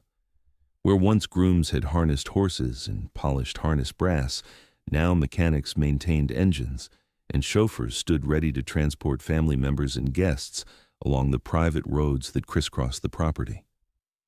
The collection of automobiles grew over decades into an assembly that documented the evolution of automotive design and the family's participation in the motor age that their petroleum, had made possible. Family photographs and home movies from these decades, many now preserved in the Rockefeller Archive Center's climate-controlled vaults, where temperature and humidity are maintained at levels that slow the deterioration of photographic emulsions and film stock, document the rituals that unfolded against this architectural backdrop through years of economic depression, world war, and post-war prosperity. Children race along the balustrades that frame the forecourt, their motion blurring in photographs whose exposure times could not freeze such speed. Cousins pose beside the fountain in formal arrangements that suggest the conventions of portrait photography more than the spontaneity of play. Guests stroll under pergolas heavy with climbing roses, their clothes and postures marking the changing fashions of successive decades. The images have the quality of advertisements for an idealized family life, their compositions suggesting happiness, abundance, and the pleasures of inherited security that most Americans could only imagine. The settings are beautiful. The people are well-dressed and apparently well-fed. The weather, in surviving photographs, seems always to be pleasant. Yet even in these carefully framed images, hierarchy remains visible to observers who know what to look for. Staff appear at the edges of frames, their uniforms distinguishing them from the casually or formally dressed family members who occupy the composition centers. Gardeners bend over flower beds in middle distances, their labor maintaining the beauty that serves as backdrop. For family portraits, chauffeurs wait beside automobiles parked on service drives, ready to transport but never to mingle. Housekeepers emerge from doorways only to disappear again into the working spaces that the camera rarely recorded. Estate inventories from these years, compiled for insurance purposes and management records, document not only the paintings, tapestries, furniture, and decorative objects that filled the principal rooms, but also the personnel required to maintain the illusion of effortless order that these objects helped to create. Gardeners numbered in the dozens, their work coordinated by head gardeners trained in horticulture, landscape management, and the supervision of large outdoor workforces. Housekeeping staff maintained the 40 rooms and their contents according to schedules that ensured cleanliness without disrupting the family's routines. Kitchen staff prepared meals for family, guests, and the workers themselves, managing supplies, equipment, and timing to deliver appropriate food at appropriate moments throughout each day. Cowhands tended the estate's dairy operations, which supplied milk, cream, and butter for the family's table. Foresters managed the woodlands according to plans that balanced aesthetic appearance with sustainable harvest of timber that generated income while maintaining the privacy screens and natural beauty the family valued. Maintenance workers addressed the constant demands of buildings, roads, and mechanical systems that deterioration and use imposed on even the most carefully constructed facilities. The estate was, in economic terms, a small enterprise unto itself, employing scores of workers whose livelihoods depended on the family's continued residence and the funding that made maintenance possible. The forecourt fountain, with its soft arc of water, represented only the most visible expression of this underlying economy. The pumps that circulated water, the filters that kept it clear, the drains that collected overflow, the pipes that returned water to reservoirs for recirculation, all required maintenance and occasional repair. The limestone paving surrounding the fountain needed periodic cleaning and repointing as weather and use took their toll. The granite bowl developed mineral deposits that skilled workers had to remove without damaging the stone's surface. The plantings that framed the composition demanded pruning, fertilization, watering, and replacement as individual specimens aged, failed, or fell victim to disease. Beauty at Kykuit was a product manufactured through the continuous application of skilled labor to expensive materials, and its production never ceased regardless of season, economic conditions, or the family's presence or absence on the property. The parallel with the industrial processes that had generated the fortune to fund this beauty was not merely metaphorical, but structural. Just as Standard Oil had coordinated the activities of thousands of workers across refineries, pipelines, and distribution networks to produce a single uniform product, kerosene of consistent quality available at any outlet in the country, so Kykuit coordinated the activities of dozens of workers to produce a single uniform atmosphere, serene and orderly and seemingly timeless. As war, depression, and labor unrest reshaped America through the 1940s, transforming relationships between workers and employers, governments, and citizens, the symmetry at Kykuit began to feel less like a mirror of the outside world and more like a carefully defended exception to patterns that were becoming general. The estate's isolation, once an expression of privacy that many wealthy families pursued, now suggested something closer to anachronism, a remnant of a social order that the 20th century was systematically dismantling through union organization, progressive taxation, labor regulation, and the democratization of expectations that wartime mobilization and post-war prosperity would accelerate.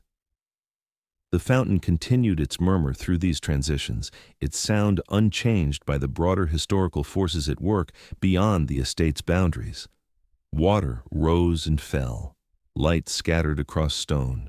The seasons turned through their annual progression of budding, leafing, flowering, and dormancy. But the world that the fountain had been designed to celebrate, the world of unchallenged fortunes, invisible labor, and dynastic continuity across generations, was already becoming historical, a subject for archivists and historians rather than a living reality that contemporaries could expect to persist unchanged into the future. John D. Rockefeller Sr. died on May 23, 1937, at his winter home in Ormond Beach, Florida, 2 months before his 98th birthday would have made him one of the longest-lived Americans of his generation. The obituaries that filled American newspapers the following day rehearsed the familiar narrative that had attached to his name for decades. The Sunday school teacher who became the world's richest man through discipline, strategy, and methods that critics denounced as ruthless. The monopolist whose corporate empire the Supreme Court had dismembered, but whose personal fortune the dissolution had paradoxically increased. The philanthropist whose gifts transformed American higher education, medical research, and public health while leaving questions unanswered about the relationship between generosity and the wealth that made generosity possible. The accounts varied in emphasis and moral interpretation. Some stressed his business ruthlessness and the suffering his competitive methods had inflicted on smaller operators. Others emphasized the later beneficence that had distributed billions to institutions serving public purposes. But all agreed on the scale of what he had accomplished and the difficulties of comprehending a fortune so vast that no one, perhaps not even its owner, with his teams of accountants and advisors, had fully grasped its dimensions or tracked its daily fluctuations with precision. At Kykuit, the transfer of authority that had been underway for decades became formal and complete with the founder's passing. John D. Rockefeller Jr. assumed full control of the family's affairs, continuing the philanthropic programs his father had funded while managing a portfolio of investments that still generated income sufficient to sustain the estate and its operations, the giving programs and building projects that occupied Junior's attention, and the various trusts and foundations through which the fortune flowed toward purposes that accountants could track, even if ultimate outcomes remained beyond prediction. The forecourt fountain continued its murmur, indifferent to the passing of its original commissioner and the transfer of ownership his death effected. The terraces and gardens presented their accustomed geometry to whatever eyes chose to observe them. The staff continued their routines of maintenance and service. The household economy functioned according to patterns established over decades. The stone and water that Rockefeller Sr. had commissioned remained as he had designed them. Only the human presence had changed, replaced by successors who would interpret the inheritance according to their own understandings and their own circumstances. Yet the legal and financial frameworks surrounding the estate were already shifting in ways that would reshape the family's relationship to its properties and to the fortune that maintained them. In 1934, 3 years before his father's death, Junior had established elaborate trust arrangements designed to transfer wealth to subsequent generations, while minimizing the impact of federal estate taxes, which had risen substantially since their introduction in 1916 and reached marginal rates as high as 77% on the largest estates during the decades when the Rockefeller fortune was passing from first generation to second and from second to third. These trusts, irrevocable instruments governed by their own terms and administered by professional trustees whose fiduciary duties bound them to follow the trust's provisions regardless of family wishes that might conflict, would eventually distribute the fortune among scores of descendants, diluting the concentration of wealth that had characterized the family's first generation and made possible the kind of concentrated decision-making that had shaped both Standard Oil and its philanthropic successors. Additional trusts established in 1952 would further elaborate this structure, creating a web of legal arrangements that channeled income and principal according to formulas that balanced family provision against tax efficiency, against charitable purpose. The ledgers in the family office at Kykuit became as consequential as any ballroom or gallery in the estate's 40 rooms. Here, accountants and lawyers tracked the complex flows of income, principal, and tax obligations that the trust arrangements required, their calculations determining how much would pass to which beneficiaries when distributions would occur, what charitable deductions could be claimed against what income.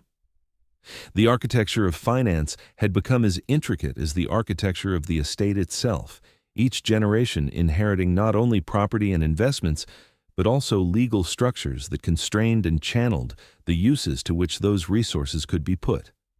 Nearby, in Westchester County and along the Hudson River corridor that the Rockefellers had made their geographical center, other Gilded Age estates were meeting different fates. William Rockefeller's enormous Rockwood Hall, built by John D.'s brother and fellow Standard Oil founder on a site not far from Pocantico, had already been demolished in 1942, its stone and timber cleared away to make room for development that never materialized, its grounds eventually becoming part of Rockefeller State Park Preserve, where hikers could walk trails that had once been private carriage roads. The great houses of Newport, where the Vanderbilts and their peers had built summer cottages that rivaled European palaces in scale and ornament, were falling one by one, to fire, to demolition, to conversion into schools, hospitals, museums, and other institutional uses that their builders had never imagined. The economic conditions that had created these estates during the Gilded Age and its immediate aftermath were not the economic conditions that could sustain them across generations of inheritance, taxation, and changing social expectations. The servant class that had maintained them, the immigrants and migrants willing to work for modest wages in positions that offered security, if not advancement, was dispersing into other occupations as manufacturing jobs, retail positions, and eventually service sector employment offered alternatives that domestic service could not match. The tax code penalized the concentration of wealth that large estates represented, claiming substantial portions of fortunes at each generational transfer and incentivizing dispersal of holdings among multiple heirs and charitable entities, rather than concentration in single hands. Kykuit survived where others fell, but only because it was gradually reimagined from private residence to shared family resource to eventual historic site. Portions of the Pocantico estate were turned over to public use. Rockefeller State Park Preserve eventually encompassed over 1,000 acres of former family land. Its trails and meadows open to hikers, horseback riders, and nature observers who might glimpse the main house's roofline from certain vantages without being able to approach the buildings themselves. The Rockefeller Archive Center, established in the 1970s, adapted the estate's former carriage house and surrounding buildings into a research facility housing millions of documents related to the family's business and philanthropic activities. Its underground vaults, temperature-controlled to preserve materials that ranged from standard oil correspondence to foundation grant files to family photographs and home movies.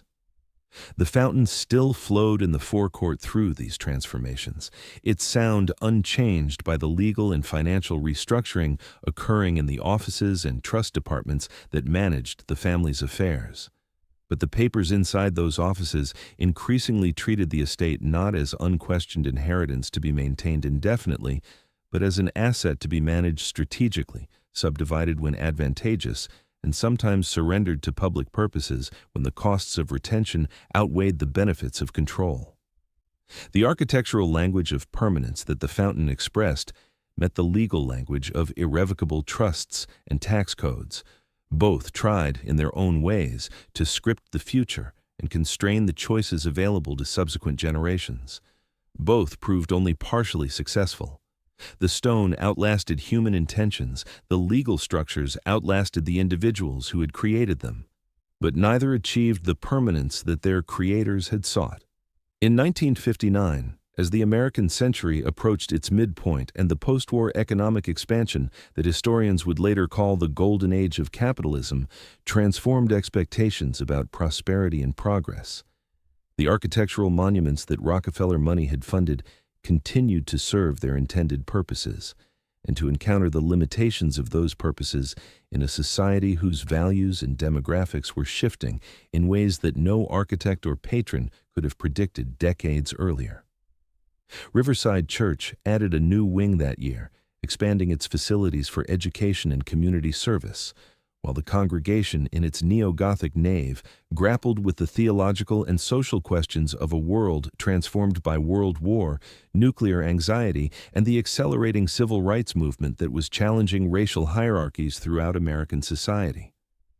The building that Junior had funded as a showcase for liberal Protestantism now found itself hosting debates about issues: Black liberation, nuclear disarmament, anti-colonial movements in Asia and Africa that stretched beyond the theological frameworks its founders had imagined.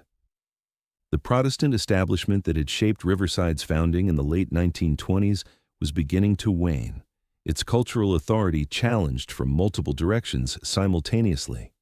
Mainline denominations that had dominated American religious life for generations, Presbyterians, Methodists, Episcopalians, Congregationalists, and the Northern Baptists with whom the Rockefellers had long been associated, were losing members to both evangelical alternatives that emphasized personal conversion and biblical authority, and to secular disaffiliation among younger Americans who found traditional religious categories irrelevant to their concerns.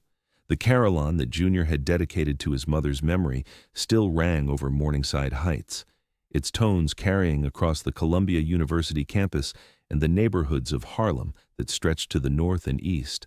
but the pews below were beginning to empty, slowly, imperceptibly at first, one funeral at a time as the generation that had founded and built the church aged toward its end.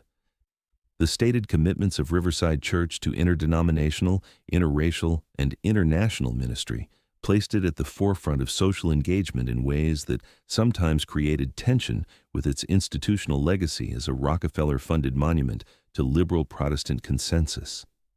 The building that oil money had constructed to promote a vision of enlightened Christianity now hosted rallies and sermons on topics that its founders might have found unsettling. Civil rights demonstrations that challenged the racial hierarchies of American society, anti-war protests that questioned the Cold War policies of American government, demands for economic justice that implicitly questioned the arrangements of capitalism that had generated the fortune behind the building's limestone walls. The architecture remained constant, the uses to which it was put evolved with each generation of clergy and congregants. The stone absorbed whatever sounds were made within it. The stained glass filtered whatever light was available. But the building's meaning, what it represented, what it made possible, what it symbolized to observers who passed its tower or entered its doors, shifted as the society surrounding it transformed. In Chicago, Rockefeller Chapel continued to serve the University of Chicago as the central and dominant feature its designers had intended, its Gothic tower rising above the surrounding quadrangles as it had since its dedication 3 decades earlier. But the campus surrounding it had become increasingly secular in practice, the religious assumptions that had animated its founding giving way to scientific, social scientific, and humanistic approaches to knowledge that did not require theological frameworks for their authority. The chapel hosted convocations, concerts, weddings, and memorial services. Religious worship continued, but no longer occupied the central position in student life that founders of earlier generations had imagined when they specified a chapel as the campus's defining building. The Gothic tower still rose above Hyde Park, its limestone exterior weathering with dignity into the gray patina that age confers on institutional architecture. But the centrality it was meant to embody had shifted to other structures, other purposes. The library, the laboratories, the seminar rooms where research and teaching actually occurred. These had become the functional centers of university life, regardless of the symbolic claims the chapel's architecture continued to assert. At Kykuit, Nelson Rockefeller, Jr.'s second son, who had inherited the estate as his primary residence after pursuing a public career that included service as coordinator of inter-American affairs during World War II, Assistant Secretary of State, and eventually Governor of New York, was responding to these shifts of meaning by filling the house and gardens with modern sculpture and contemporary art. Works by Henry Moore, Alexander Calder, and other 20th-century masters now stood among the Italianate terraces that Bosworth had designed, their abstract forms creating deliberate contrasts with the classical vocabulary of the original landscape composition. Tapestries commissioned from French workshops translated paintings by Pablo Picasso into textile form, hanging in the galleries below the main house where servants' quarters had once been located. The juxtaposition was deliberate, linking 19th-century architecture to 20th-century art through the medium of a collector whose tastes and resources allowed him to commission works that expressed his own aesthetic sensibilities, while connecting the family estate to the broader movements of modern art history. The infusion of contemporary art into the estate was Nelson's attempt to make Kykuit relevant to a moment that had moved beyond the Beaux-Arts aesthetics of his grandfather's generation, to assert that the estate remained a living site of cultural production rather than merely a preserved monument to vanished tastes. The strategy was partly successful. Art critics and curators who might have dismissed the estate as a period piece found new interest in collections that bridged 19th-century architecture and 20th-century art, creating dialogues between classical order and modernist experimentation that neither vocabulary could achieve alone. Yet even this intervention could not reverse the demographic arithmetic that was quietly reshaping the family's relationship to its properties. Fewer family members wished or were able to live in so formal, so staff-intensive an environment. The habits of the servant economy that had made estates like Kykuit possible were not the habits of post-war America, where domestic service had become increasingly scarce and expensive as alternative employment opportunities drew workers away from positions their parents and grandparents had filled. The generation that had grown up with housekeepers, chauffeurs, and gardeners as daily presences was aging. The generation that succeeded them had different expectations about how daily life should be organized, different tolerances for the formality that large estates required, different ideas about the relationship between privacy and community. Estate inventories from these years began to list not just furniture, paintings, and decorative objects, but also loans to museums, deaccessioned works sold through dealers and auction houses, and eventually plans for public tours that would allow visitors to experience spaces that private occupation could no longer justify or sustain. The monuments did not empty overnight. They thinned gradually as the social worlds that had once required such spaces, the robber barons of the first generation, the philanthropists of the second, the Protestant establishment that had given religious meaning to wealth and its obligations, dissolved into broader patterns of American life that required neither palaces, nor chapels, nor forecourt fountains to express their values and their power. On January 26, 1979, Nelson Rockefeller died under circumstances that tabloid newspapers would sensationalize for years afterward. A heart attack that struck suddenly, initially reported as having occurred in different locations before accounts settled on a townhouse in Manhattan where he had been working with a young female assistant.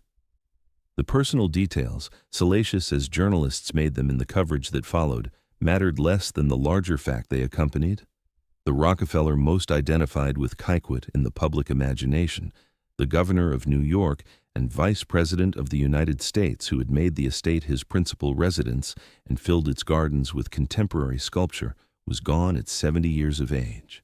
With his death came decisions about the property's future that his predecessors had deferred but could no longer avoid. The questions were practical. Who would live in the house? Who would pay for its maintenance? How the collections Nelson had assembled would be preserved and displayed?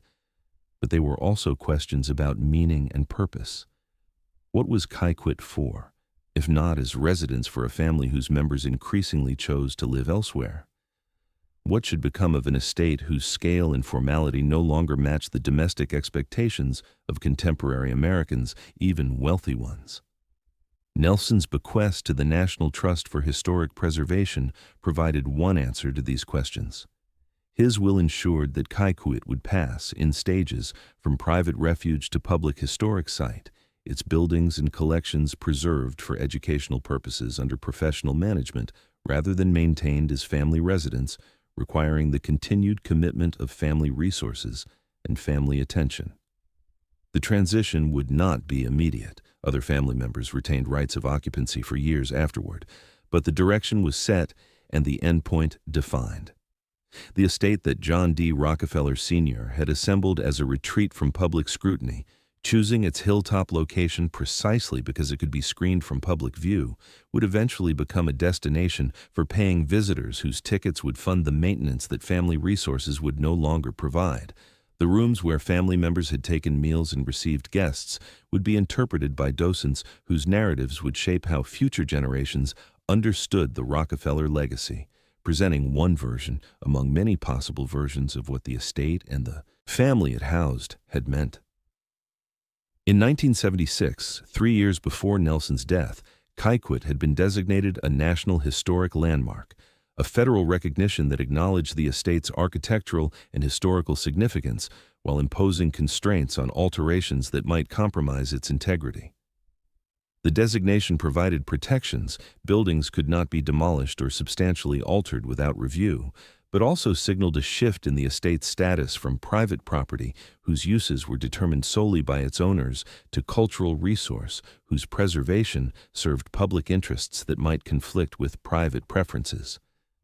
The landmark plaque installed somewhere on the grounds marked this transition, invisible to most visitors, but consequential for the estate's management and future development. Preservation reports commissioned in the years following Nelson's death documented everything from masonry conditions to garden layouts with a precision that earlier generations of owners had reserved for financial statements and investment analyses.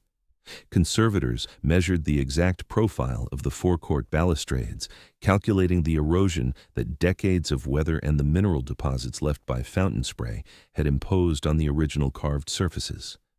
They photographed cracks in stone steps worn by 3 generations of family members and the hundreds of staff who had served them, noting which repairs were urgent and which could be deferred to future budget cycles. They cataloged the modern sculpture collection and the Picasso tapestries, treating these objects not as family decor acquired for personal enjoyment, but as museum holdings with attendant requirements for climate control, security, scholarly documentation, and insurance. The transformation of Kykuit from lived space to historic site was, in one sense, a preservation, a rescue from the fate that had befallen so many Gilded Age properties demolished when maintenance costs exceeded what families could or would pay, subdivided when real estate values made development more profitable than preservation, or converted beyond recognition when institutional users imposed their own requirements on buildings designed for very different purposes. The estate would survive as coherent entity, its buildings and landscapes maintained according to professional standards, its collections accessible to researchers and the public. But the transformation was also a kind of embalming, fixing the estate at a particular moment in its history and preventing the further evolution that living spaces inevitably undergo. The house would no longer adapt to the needs of its occupants because it would no longer have occupants in the traditional sense. Its rooms would be maintained as they had appeared during a specific period, selected for its historical significance, furniture arranged for display rather than use, objects positioned for visitor viewing rather than domestic function. Historic Hudson Valley, the organization that would eventually operate public tours of the estate, developed interpretation plans that sought to balance celebration of architectural achievement with acknowledgement of the fortune's contested origins. Docent scripts addressed both the Beaux-Arts design principles that governed Bosworth's work and the labor conditions in the oil fields and refineries that had generated the wealth to pay for it. The narrative they presented was careful, acknowledging philanthropy and taste alongside monopoly and antitrust, beauty and generosity alongside exploitation and economic concentration. Whether visitors found this balance satisfying or evasive depended on the perspectives they brought through the gates and the questions they asked of the spaces they encountered. By the 1990s, renovations supervised by architect Herbert S. Newman had adapted portions of Kykuit's interiors to handle visitor flows that the original designers had never anticipated. Staff quarters were converted to guest suites for conferences and retreats. Service corridors were modified to accommodate accessibility requirements that federal law now mandated for public facilities. Infrastructure was updated to meet contemporary standards for fire safety, climate control, and the preservation of historic materials. The soundscape changed with these adaptations. Where once there had been the muffled crunch of family carriages and the discreet footsteps of servants, now there were shuttle buses dropping day trippers at the foot of the hill and tour groups assembling in the visitor center for scheduled departures. The forecourt fountain, with its granite bowl and marble Aphrodite, became one of the first sounds and sights that paying visitors encountered after purchasing their tickets and boarding the shuttle that climbed the hill to the house. Its murmur, once background to private conversations among family members and their guests, now provided atmosphere for the docent's opening remarks, setting a tone of arrival and significance that prepared visitors for what they would see inside. The sound was unchanged. Its audience and its meaning had transformed completely. By the early 21st century, scholars attempting to calculate John D. Rockefeller's wealth relative to contemporary economies produced estimates that ranged from tens of billions to hundreds of billions of dollars, depending on the metrics employed and the assumptions underlying the calculations. The most commonly cited figure, approximately $900 million at the time of his death in 1937, representing roughly 1.5% of the American gross domestic product in that Depression year, translated to modern equivalents that placed Rockefeller among the wealthiest individuals in recorded history, his fortune potentially surpassing those of contemporary technology billionaires when measured as a share of national economic output rather than as an absolute dollar amount. The contrast with the Contemporary Rockefeller family illustrated the dispersive effects of time, taxes, and philanthropy on even the most substantial fortunes. By the 2020s, the combined net worth of some 200 descendants, the great-grandchildren and great-great-grandchildren of John D. Sr., scattered across the country and around the world, had been estimated at approximately $10.3 billion. This remained a substantial sum by any ordinary measure, placing the family among the wealthiest in America, but it represented a fraction of the founding fortune from which it derived, divided among far more individuals pursuing far more varied lives than the concentrated dynasty of the early generations. The arithmetic of inheritance had done its work across 4 and 5 generations. Each transfer divided the pool among more heirs. Estate taxes claimed substantial portions at each death. Inflation eroded the purchasing power of capital preserved in conservative instruments, and the philanthropic giving that had defined the family's public identity for more than a century had distributed tens of billions to institutions that bore the Rockefeller name but no longer depended on Rockefeller control. The buildings remained, outlasting the concentrated fortune that had created them. Kykuit's terraces and service tunnels persisted in their original configurations, maintained now by preservation staff funded through tour revenues and foundation grants rather than family resources alone. Riverside Church's tower continued to dominate the Morningside Heights skyline, its carillon ringing over a congregation that had evolved through decades of social change far from the theological assumptions of its founders. Rockefeller Chapel at the University of Chicago hosted convocations and concerts, its Gothic vaults echoing with sounds that Bertram Goodhue could not have imagined when he designed the building as the campus's spiritual center. The skating rink at Rockefeller Center's Plaza drew crowds each winter season, its ice and lights and towering Christmas tree composing an image that had become visual shorthand for New York City itself. Yet the family's grip on these monuments had loosened over decades into something more like historical association than active ownership or control. Rockefeller Center passed through multiple corporate ownership changes, its towers filling with tenants whose relationship to the founding family was commercial at most, mediated through lease agreements with corporate landlords rather than any direct connection to descendants of the builder. The church on Riverside Drive framed rallies and sermons on topics that would have startled its patrons, calls for economic redistribution that implicitly questioned the arrangements through which the building had been funded, criticisms of fossil fuel extraction that indicted the industry that had generated the founding fortune.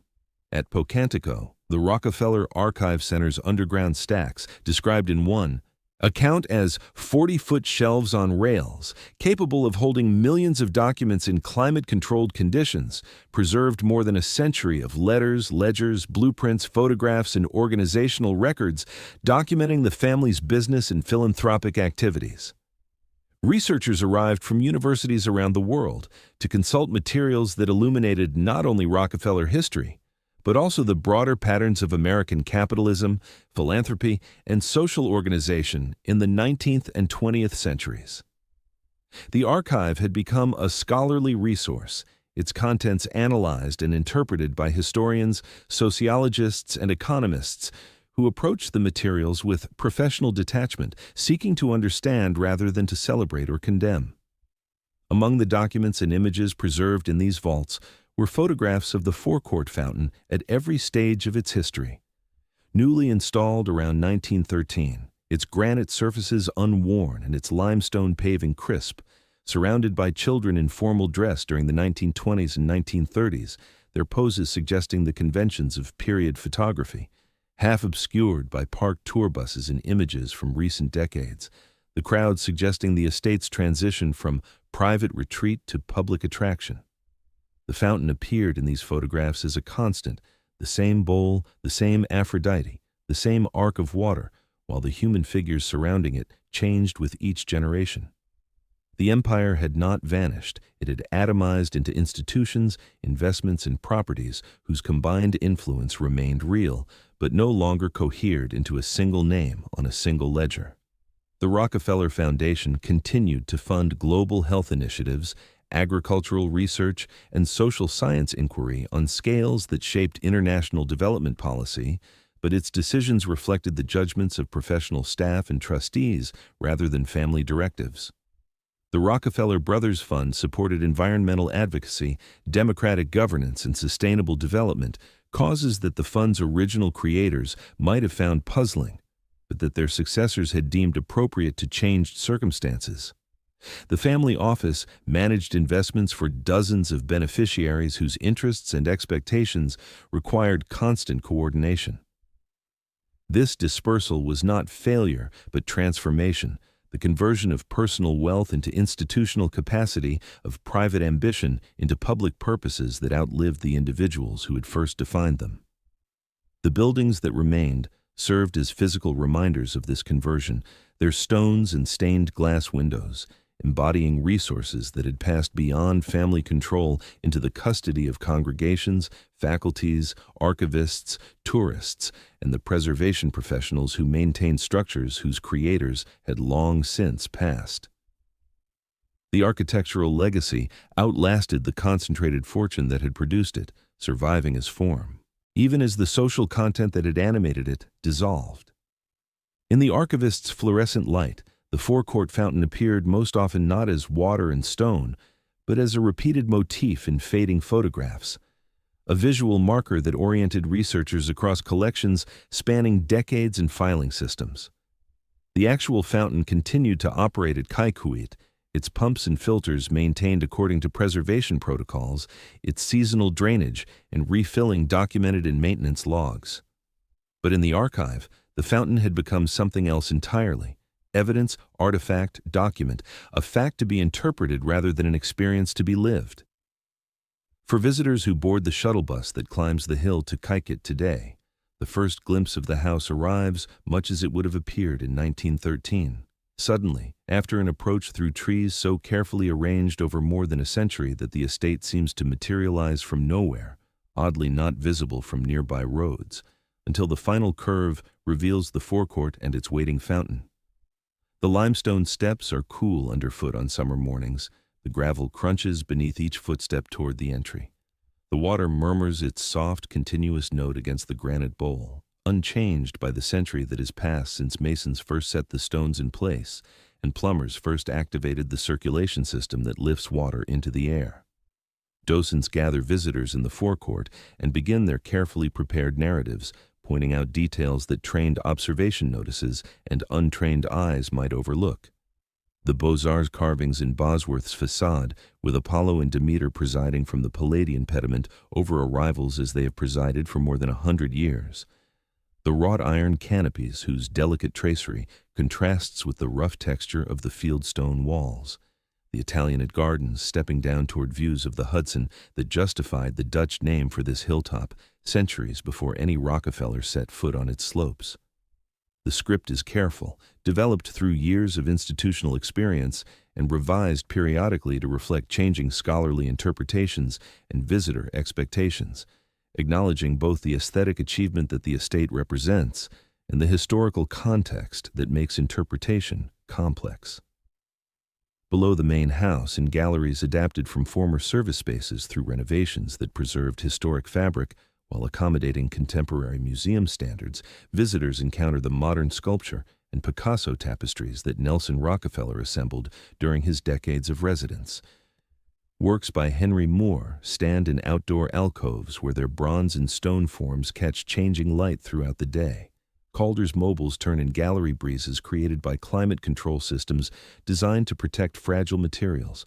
The woven interpretations of Cubist paintings hang in rooms that once housed servants and stored supplies.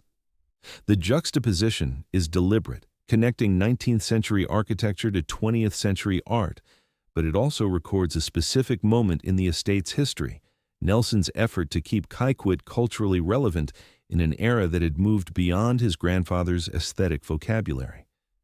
The narrative that docents tell is necessarily incomplete.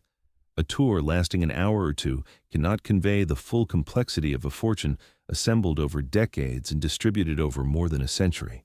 It cannot explain the intricacies of trust law and tax strategy that determined how wealth passed from generation to generation. It cannot reconstruct the lived experience of a family whose private moments are lost except for the fragments preserved in photographs, correspondence, and the memories of individuals who may no longer survive. The tour offers a curated encounter with physical spaces and material objects, leaving visitors to draw their own conclusions about what these remnants mean for their understanding of American history, capitalism, philanthropy, and the relationships between wealth and democracy. In Riverside Church's nave far to the south, visitors sit beneath stained glass windows funded by oil profits and listen to sermons and lectures on social justice, climate change, and economic inequality. The architecture provides no commentary on any irony observers might perceive in the setting. The stones support whatever activities current occupants choose to conduct within them. The sermons might question the very arrangements that made the building possible, calling for redistribution of wealth or transition away from fossil fuels. And the walls absorb these words as readily as they absorbed the moderate Protestant homilies of earlier generations. Architecture outlives intentions. Stone cannot choose the ideas spoken beneath it. At the University of Chicago, Rockefeller Chapel hosts graduation ceremonies in which thousands of students receive degrees in fields that did not exist when the building was dedicated: computer science, environmental studies, gender and sexuality studies, data science, while the Gothic vaults echo with processional music and the reading of names that would have been unfamiliar to the building's founders. The central and dominant feature that the chapel's designers intended has become, in practice, a multi-purpose facility whose religious functions are one option among many in an institution that celebrates diverse perspectives rather than religious consensus. The building remains beautiful, its limestone exterior weathering with the dignity that age confers, but the centrality it was meant to embody has shifted. These buildings ask difficult questions that no docent can answer definitively, and that visitors must address through their own reflection. Can structures financed by practices that later generations find problematic be redeemed by the uses to which they are subsequently put?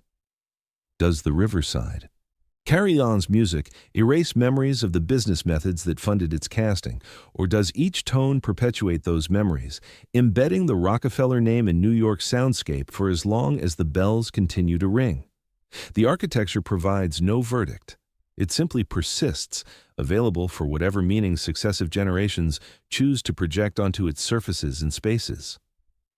At Kykuit, preservation staff test the pH of the fountain water according to schedules developed by conservation professionals, checking for mineral concentrations that might damage the granite bowl or the mechanical systems that circulate the water.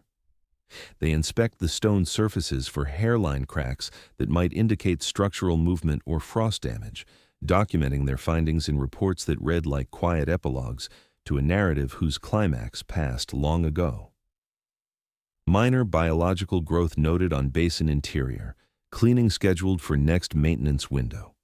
The forecourt's massive granite bowl, once an exuberant gesture of arrival, a declaration in stone and water that the visitor had reached a place of wealth and consequence, has become an object of conservation, tended with the care that museum professionals extend to artifacts whose significance lies in their survival rather than their current function. As twilight falls over the Hudson and lights come on in the distant skyscrapers that Rockefeller money helped build, the towers of Midtown Manhattan visible from certain vantages on clear evenings, the hill at Pocantico presents a silhouette much as it did a century ago.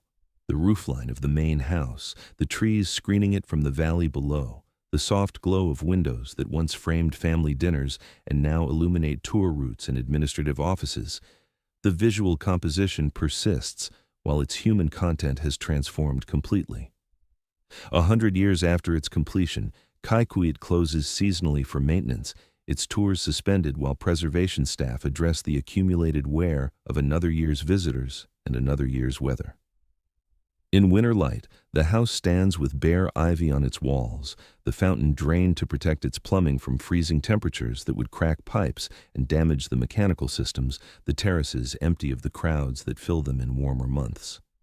On some days, only the wind moves around the forecourt balustrade, stirring the bare branches of the lindens that have grown tall since Bosworth first specified their placement in drawings now preserved in the Archive Center's vaults. On others, a school group gathers in the visitor center as a guide prepares them for what they will see. The estate of a man who, as Ida Tarbell wrote more than a century ago, secured railroad alliances to drive out rivals and built his refuge here on a hilltop above the Hudson, where no journalist or investigator could follow without invitation.